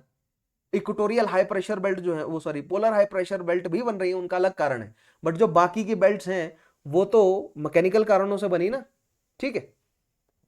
सो इसका मतलब ये कि with the migration of sun in the northern and southern hemisphere, जो असेंडेंस ऑफ एयर वाला जो रीजन है, it will also migrate from northern and southern hemisphere, right, migrate to northern and then to southern hemisphere, है ना। That means it will move to the northern hemisphere, then it will return back to the equator, then it will move to the southern hemisphere, then it will return back to the equator.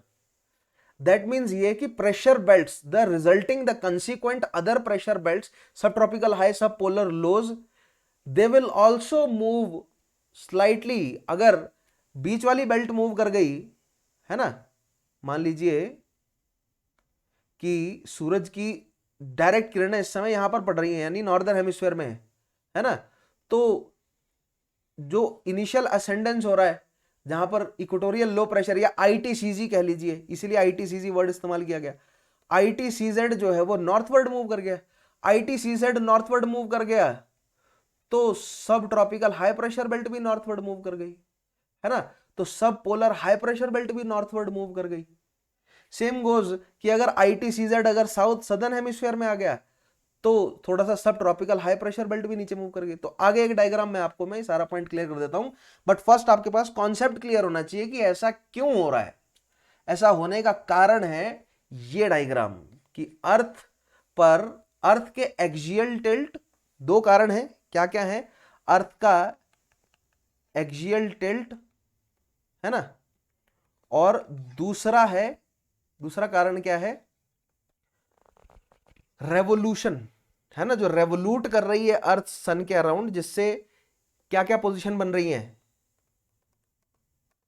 ये क्या है? Summer solstice, autumnal equinox, winter solstice, right, vernal equinox and then summer solstice. This is due to the what? Due to the revolution, है ना. आपको याद होगा ये diagram, सन इस जगह मौजूद है, दिस इज पोजीशन 1, है ना, this is position 1, this is position 2, this is position 3, this is position 4. याद है आप लोगों को, right. This is summer solstice, this is winter solstice, this is autumnal equinox, this is vernal equinox. तो axial tilt revolution of earth की वजह से हमें क्या देखने को मिलता है कि जो वर्टिकल रेज ऑफ सन है वो थ्रू आउट द ईयर नहीं पड़ रही है इक्वेटर पर, वो इक्वेटर पर केवल 2 दिन पड़ती हैं, right. So vertical rays of sun they migrate to the northward as well as southward, है ना. Northern hemisphere southern hemisphere move करती है. Consequently, the ITCZ it moves northward and southward. Hence, all other pressure belts also move slightly northward and southward. Hence, we observe shifting of pressure belt. Hence, we observe shifting of the permanent or planetary winds. ठीक है, आइए देखते हैं further, कहानी को आगे बढ़ाते हैं. सो आई होप ये आपको समझ आया होगा. अब ये कितना शिफ्ट है, नेक्स्ट सवाल ये है कि ये शिफ्ट है कितना. क्या ये 23.5 डिग्री शिफ्ट है, जितना नॉर्थ मतलब 0 डिग्री से 23.5 डिग्री नॉर्थ और साउथ में अगर सनरेज जो है वो मूव कर रही है, माइग्रेट कर रही हैं, तो क्या प्रेशर बेल्ट्स भी उतना मूव करती हैं? नहीं. Pressure belts move somewhere between 10 to 15 degrees northward and southward. क्यों, ऐसा क्यों? बिल्कुल बेसिक एग्जांपल ये है कि मान लीजिए आपने किसी बर्तन को गर्म कर रहे हैं, चाय बनाने के लिए आपने बर्तन गर्म किया, या मान लीजिए आप खाना बना रहे हैं, आपने जो है वो तेल डालना है, आपने जो है वो क्या लगाना है, तड़का लगाना है ना. तो आपने पहले कढ़ाई को गर्म किया. क्या आपने गैस जलाते ही तेल डालकर उसमें मसाले डालने शुरू कर दिए? नहीं. तो आपने गैस जलाई, गैस जलाने के 1 या 2 मिनट बाद कढ़ाई गर्म हुई, फिर 1 या 2 मिनट बाद जो है वो तेल गर्म हुआ, फिर आपने उसमें मसाले जो है वो भूने, राइट.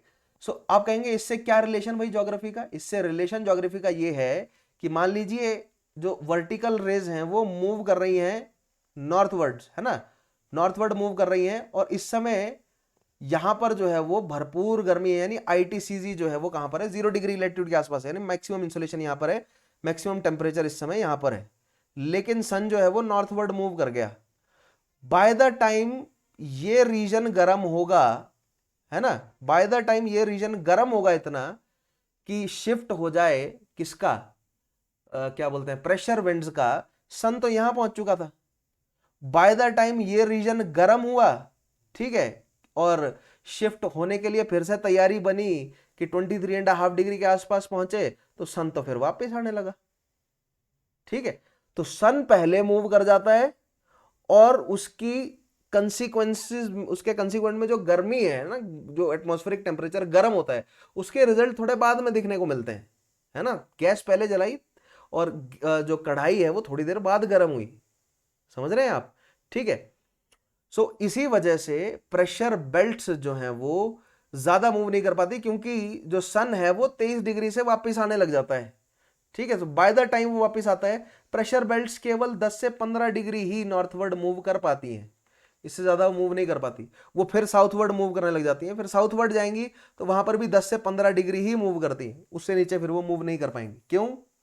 क्योंकि सन की हीटिंग का जो रिजल्ट है वो कुछ दिनों बाद देखने को मिलता है. इसीलिए मैंने आपको बोला था, क्या, जो पेरीहीलियन और एपीहीलियन वाला पॉइंट कह लीजिए, या वार्मेस्ट और कोल्डेस्ट आपको डेज जो हैं वो दिसंबर या जून में नहीं मिलते, रादर आपको जुलाई या जनवरी में देखने को मिलेंगे. क्यों? क्योंकि ठंड या सर्दी का असर जो है वो कुछ दिनों बाद देखने को मिलता है, या लेटर पार्ट ऑफ दिसंबर या लेटर पार्ट ऑफ जून में, अर्ली जनवरी या अर्ली जुलाई में आपको ज्यादा गर्मी या ज्यादा ठंड देखने को मिलेगी. ठीक है, पहली चीज. आई होप आपको ये क्लियर हुआ होगा, है ना. अब हम देखने की कोशिश करते हैं ड्रामेटिकली कि ये शिफ्ट जो है वो कैसे बिहेव करता है. बहुत ही बिल्कुल बेसिक सा डायग्राम है, राइट. 3 पोजीशंस लेकर चलते हैं. एक पोजीशन लेते हैं जून, ठीक है, एक पोजीशन लेते हैं इक्विनॉक्स यानी कि सितंबर या मार्च की, और एक पोजीशन लेते हैं हम दिसंबर की, ठीक है। और लेटीट्यूड्स बनाते हैं अपने पास, ये है हमारी, एक सेकेंड स्ट्रेट बना लेते हैं थोड़ी सी, ये हमारी 90 डिग्री है ना, दिस इज 60, दिस इज 30, ये इक्वेटर आ गया, then 30, then 60, then south pole, ठीक है। 1 सेकेंड, बहुत बेहतरीन कॉन्सेप्ट है, ध्यान से समझिएगा। जून, मार्च या सितंबर और दिसंबर, right. This is 90 degree north, 90 degree south, ठीक है, ये नॉर्थ है। This is 60 degree, 30 degree, 0 degree, 30 degree, 60 degree and then 90 degree, right. अब देखिए, अब मार्च में क्या होगा, मार्च या सितंबर में, यानी कि at the mean position, at the mean time, the equatorial low pressure belt will be on 0 degree latitude, right? The subtropical high pressure belts will be at 30 degree latitude. अब यहां पर मैं बेल्ट्स के नाम लिखकर आपको कंफ्यूज नहीं कर रहा हूं, है ना। बेल्ट्स के नाम जो है वो आप लोगों को पता है, चलो मैं फिर भी लिख देता हूं। ये बेल्ट रहेगी आपकी इक्वेटोरियल लो प्रेशर बेल्ट, ये आपकी sub tropical high pressure belt, ये sub polar high low pressure belt, and this polar high pressure belt. Downwards ये है आपकी sub tropical high pressure, sub polar low pressure और polar high pressure, right. Now so मार्च और सितंबर, that means equinox के time पे, that means vertical rays of sun जो है वो 0 डिग्री। ओरिजिन कहां से हो रहा है इन सारों का, इन सभी प्रेशर बेल्ट्स का ओरिजिन हम इक्वेटोरियल लो प्रेशर बेल्ट से लेकर चल रहे हैं। यहां से ये साइकिल्स जो हैं वो काम कर रही हैं इस तरह दोनों साइड, राइट, नॉर्दर्न हेमिस्फीयर और सदर्न हेमिस्फीयर में। सो अगर सन की डायरेक्ट रेज जो है वर्टिकल रेज 0 डिग्री लैटिट्यूड पर पड़ रही हैं, तो सदर्न इक्वेटर पर या 0 डिग्री लैटिट्यूड पर आपको मिलेगी आपकी ELPB यानी कि इक्वेटोरियल लो प्रेशर बेल्ट, और बाकी सभी बेल्ट्स जो हैं वो अपने नॉर्मल पोजीशंस पर होंगी, जो उनकी मीन पोजीशंस है, चाहे वो सब पोलर लो प्रेशर बेल्ट हो या पोलर हाई प्रेशर बेल्ट हो, these are the belts. But जून के महीने में देखते हैं क्या होगा, ठीक है। आइए, जून के महीने में अब वर्टिकल रेज ऑफ सन जो है वो they will move towards the northern hemisphere, है ना, 23.5 डिग्री पर होंगी। अब यहां पर मैं 23.5 डिग्री जो है वो बना देता हूं, इधर 23.5 डिग्री जो है वो दोनों साइड है, नॉर्दर्न हेमिस्फीयर में भी और सदर्न हेमिस्फीयर में भी। तो वर्टिकल रेज ऑफ सन जो है वो जून के महीने में 23.5 डिग्री नॉर्थ पर है, right. That means the equatorial low pressure belt will slightly move towards the northern hemisphere, और कितना स्लाइटली, 10 से 15 डिग्री उसका जो है वो मूवमेंट नॉर्दर्न हेमिस्फीयर में हो जाएगा। तो ये आ गई आपकी equatorial low pressure belt, right.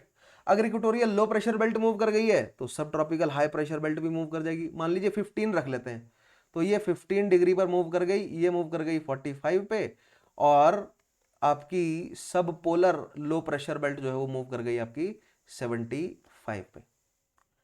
But ध्यान दीजिएगा, जो नॉर्दर्न हेमिस्फीयर में जून के महीने में इस समय मौसम क्या है, कौन सा मौसम है, गर्मी का मौसम है, समर सॉलिस्टिस है, और समर सॉलिस्टिस में the northern hemisphere is tilted towards the sun. That means after 21 June 66.5 degree के ऊपर तो 24 घंटे के दिन रहने वाले हैं, या सॉरी एट 21 जून तक जो है वो 66.5 डिग्री पर 24 घंटे का दिन है, यानी कि उससे ऊपर के ही दिन होंगे 66.5 डिग्री नॉर्दर्न लैटिट्यूड के। अगर आप नॉर्थ में जाएंगे 90 डिग्री तक, तो दिन की लेंथ जो है वो ज्यादा और बहुत ज्यादा है। अगर दिन की लेंथ ज्यादा और बहुत ज्यादा है, दैट मीन्स इंसोलेशन भी रिलेटिवली जो है वो क्या होगा, ज्यादा होगा। अगर इंसोलेशन ज्यादा है एट दी पोलर रीजन, ध्यान देंगे आप, बहुत इंपॉर्टेंट बात आपको मैं बताने जा रहा हूं कि at the polar region what we observe, हमें पोलर रीजन पर जो है वो इस डायग्राम में क्या देखने को मिलता है, we observe subsidence of air. Why we observe that subsidence of air? Due to the cold polar climates, है ना। एंड इसी सबसिडेंस की वजह से ही the air diverged towards the 60 degree north as well as south, forming the front. But northern hemisphere में तो गर्मी है जून के महीने में, दैट मीन्स ये सबसिडेंस जो है वो क्या हो जाएगा, घट जाएगा, क्योंकि टेम्परेचर रिलेटिवली ज्यादा होगा, राइट। अगर सबसिडेंस घट जाएगा तो ये जो हाई प्रेशर बेल्ट है इसकी विड्थ जो है वो कम हो जाएगी, ये थोड़ा नैरो हो जाएगा हाई प्रेशर बेल्ट, ठीक है। तो अगर आप सोच रहे हैं कि ये 75 डिग्री मतलब 90 से परे चले जाएगा, तो ऐसे नहीं होगा, ठीक है। ये 90 से परे नहीं जाएगी, कौन सी जो पोलर हाई प्रेशर बेल्ट है, इट विल श्रिंक, ये जो है वो श्रिंक कर जाएगी इन समर सॉलिस्टिस। श्रिंक क्यों कर गई? बिकॉज यहां पर सबसिडेंस जो है वो घट गया। क्यों घट गया सबसिडेंस? क्योंकि समर चल रहा है इस समय, है ना। तो सबसिडेंस किस वजह से है? सबसिडेंस जो है वो कोल्ड की वजह से है, और अगर समर चल रहा है तो कोल्ड कम है, तो सबसिडेंस कम है, तो ये प्रेशर बेल्ट जो है वो थोड़ी श्रिंक हो जाएगी। It will not move beyond 90 degree, it will shrink at 90 degree, ठीक है। और सदर्न हेमिस्फेयर में कैसे बेल्ट बिहेव करेंगी? तो the southern sub tropical high pressure belt will move, थोड़ा सा वो नॉर्थ की तरफ मूव करेगी, ये थोड़ा सा the southern sub polar low pressure belt will move towards, slightly move towards north, right, ठीक है। और जो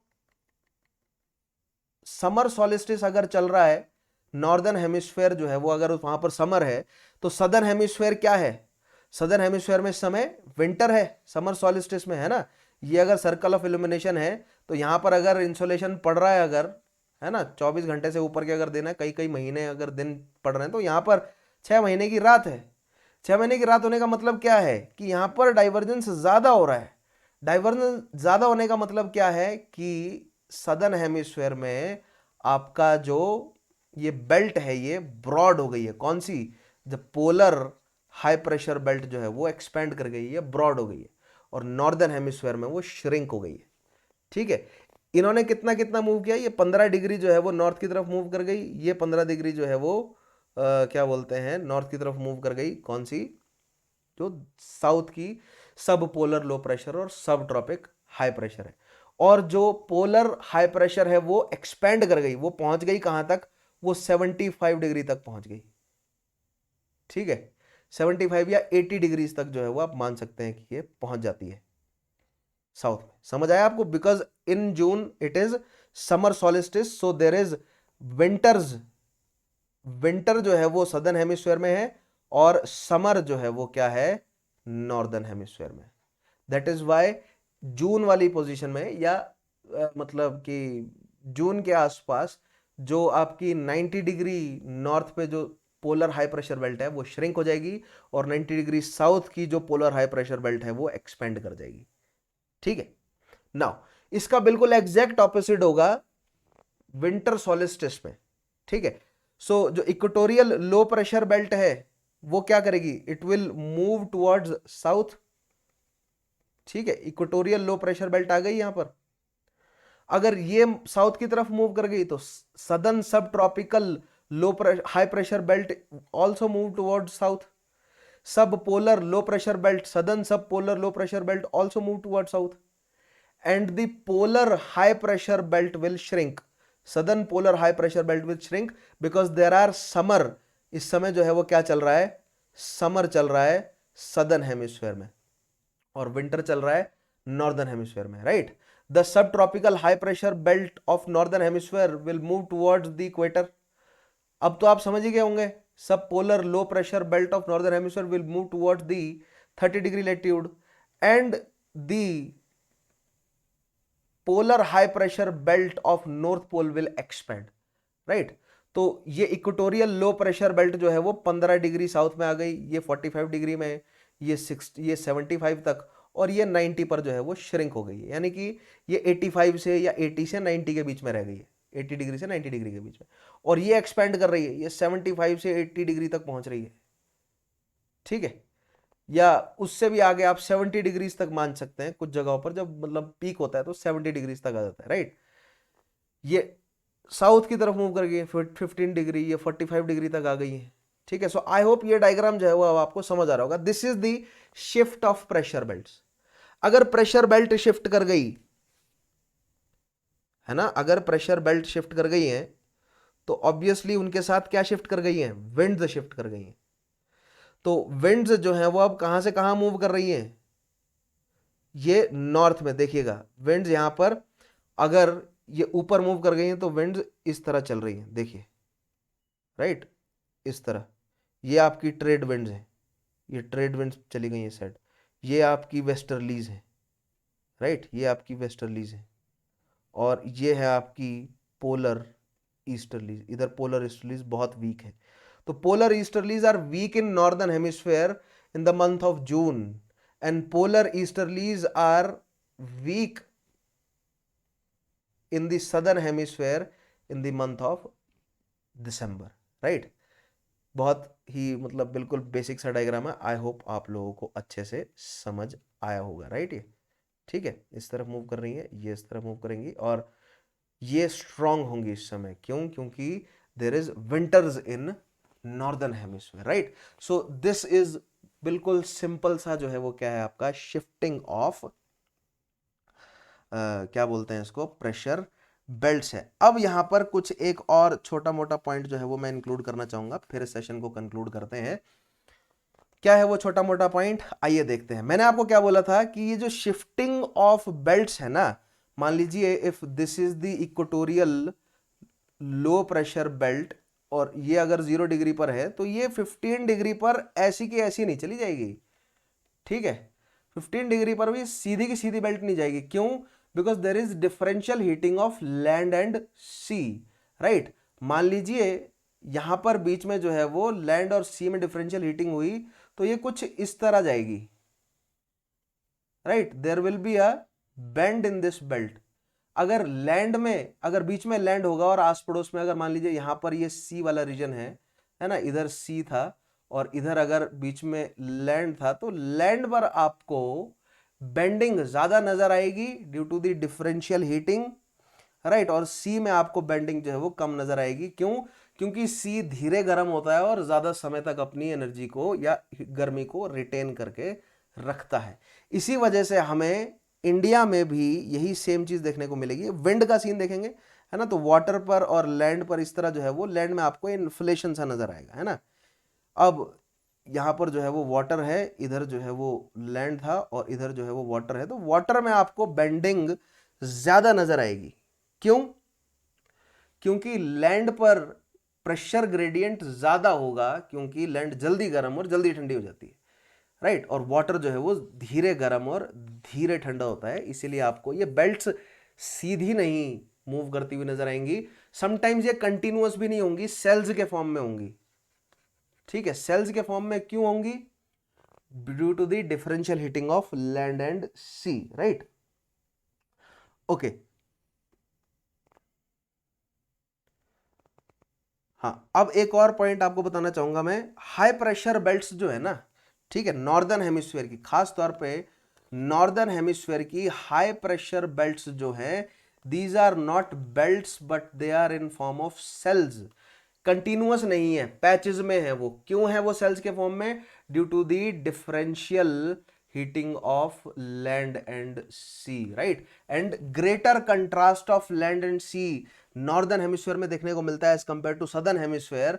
तो सदर्न हेमिस्फीयर की जो हाई प्रेशर बेल्ट्स हैं वो रादर कंटिन्यूअस होती है as compare to northern hemisphere, ठीक है। ये बहुत इंपॉर्टेंट पॉइंट थे छोटे छोटे। आई होप ये सारे पॉइंट्स आपने नोट किए होंगे जो मैंने स्टेटमेंट्स बोली हैं, इन पर सवाल बनता है घुमा फिरा कर, राइट।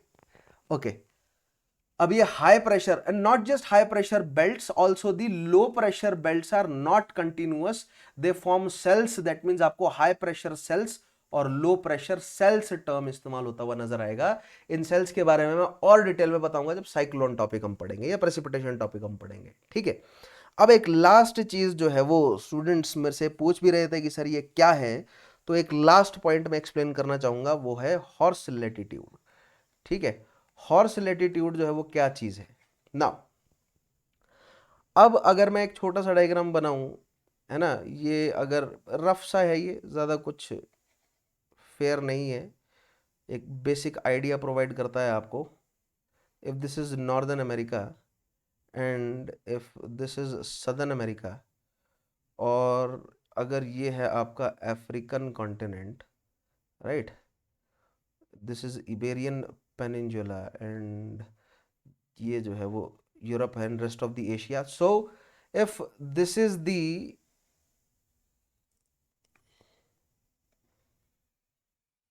ये क्या है, दिस इज द सब tropical high pressure belt of northern hemisphere and this is the सब tropical high pressure belt of southern hemisphere. ये मैप जो है वो एग्जैक्ट नहीं हो सकता, मैं आपको आइडिया देने की कोशिश कर रहा हूं, ठीक है। सो इनको हॉर्स लैटिट्यूड जो है वो किस लैटिट्यूड को कहा जाता है। अब जैसे मैंने आपको कहा ना कि जहां पर कन्वर्जेंस होगा वहां पर एक कामनेस होगी, this is true for divergence also, right. जहां पर डाइवर्जेंस होगा वहां पर भी ऑल्सो कामनेस होगी, right. That means at the sub pressure, at the sub tropic high pressure belt there is a zone of calmness. और Iberian peninsula से जब मिडिवल टाइम्स में पुर्तगाली और स्पेनिश एक्सप्लोरर सदर्न अमेरिका की तरफ इन्वेड कर रहे थे या करेबियन की तरफ मूव करने की कोशिश करते थे, तो they have to pass through the sub tropical high pressure belt and there are some region in sub tropical high pressure belt जहां पर मौसम बहुत काम हो जाता है, हवा नहीं चलती, डाइवर्जेंस हो रहा है, डाइवर्जेंस हो रहा है, नीचे आ रही है हवा, लेकिन उस जहां पर डाइवर्जेंस हो रहा है उस रीजन में नहीं चल रही है हवा, ठीक है। And these all sailors use to, sailor क्यों कहा जाता है, क्योंकि इनकी शिप में सेल्स होती हैं, है ना। इनकी शिप्स जो होती हैं बड़ी बड़ी शिप्स होती हैं और उन पर जो है वो इस तरह सेल्स लगी होती हैं और वो सेल्स विंड के साथ जो है वो मूव करती हैं, है ना। विंड के साथ जो है उनकी शिप्स मूव कर पाती हैं, आपने देखी होंगी सेल वाली शिप्स, राइट। सो अगर विंड नहीं होगी, मौसम काम होगा तो शिप मूव नहीं कर पाएगी। तो शिप को आपको किससे चलाना पड़ेगा, पतवार से, ओर्स से चलाना पड़ेगा। तो उसके लिए जो है वो शिप बहुत भारी है, क्यों, क्योंकि पुर्तगाली और स्पेनिश जो है वो इन्वेड कर रहे थे सदर्न अमेरिका को, तो वो अपने साथ सेना ले जा रहे थे, इक्विपमेंट्स ले जा रहे थे, कई महीनों का खाना ले जा रहे थे, और सबसे इंपॉर्टेंट चीज वो घोड़े ले जा रहे थे इन्वेड करने के लिए, ठीक है। सो जब वो इस काम रीजन में पहुंचते थे और पतवार से जो है वो शिप को नहीं मूव कर पाते थे, तो अपनी शिप को लाइट करने के लिए, वो हल्का करने के लिए वो शिप से सामान समंदर में फेंक दिया करते थे, ठीक है। तो शिप से हर तरीके का सामान वो फेंकते थे इंक्लूडिंग घोड़े। और घोड़े बहुत इंपॉर्टेंट एसेट होते हैं आर्मी के लिए, मतलब खासतौर पे जो मिडिवल वॉरफेयर जो है वो उसके लिए बहुत इंपॉर्टेंट एसेट होता है घोड़ा। तो घोड़ा फेंकना उनके लिए बहुत बड़ी समस्या रही होगी, राइट। और इसीलिए जो sub tropical high pressure belt है it is known as horse latitude, ठीक है। खासतौर पर अटलांटिक ओशन में ये घटना घटती थी।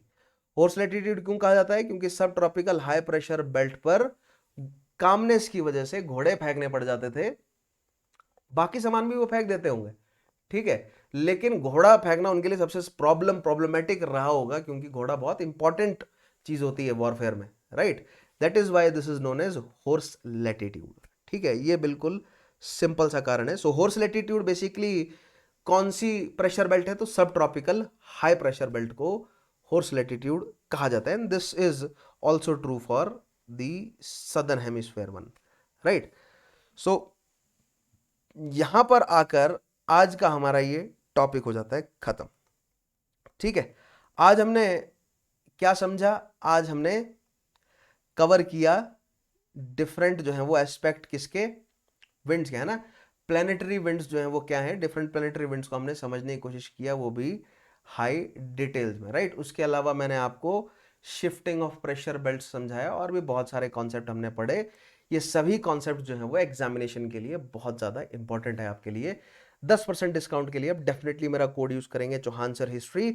नेक्स्ट टॉपिक में मैं आपको कराऊंगा लोकल विंड्स के बारे में, क्योंकि पीरियोडिक विंड्स में मैं आपको बेसिक एक बार रिमाइंड करवा दूंगा पीरियोडिक विंड्स क्या क्या है, क्योंकि मैंने आपको पीरियोडिक विंड्स में सी और लैंड ब्रिजेस करवा दी है, माउंटेन और वैली ब्रिजेस करा दी हैं, और मॉनसून के लिए अलग से टॉपिक लूंगा, है ना। लंबा टॉपिक है, इंपॉर्टेंट टॉपिक है, तो मॉनसून के लिए अलग से टॉपिक लूंगा, बट लोकल विंड्स जो है वो हम नेक्स्ट सेशन में कवर करेंगे डेफिनेटली, ठीक है। 10% डिस्काउंट के लिए डेफिनेटली कोड यूज करें, चौहान सर हिस्ट्री। वीडियोस को लाइक करें, शेयर करें, चैनल सब्सक्राइब नहीं किया तो सब्सक्राइब जरूर कीजिएगा। मिलता हूं आपसे अगली वीडियो में, तब तक के लिए अपना ध्यान रखिए। Take care, have a nice day.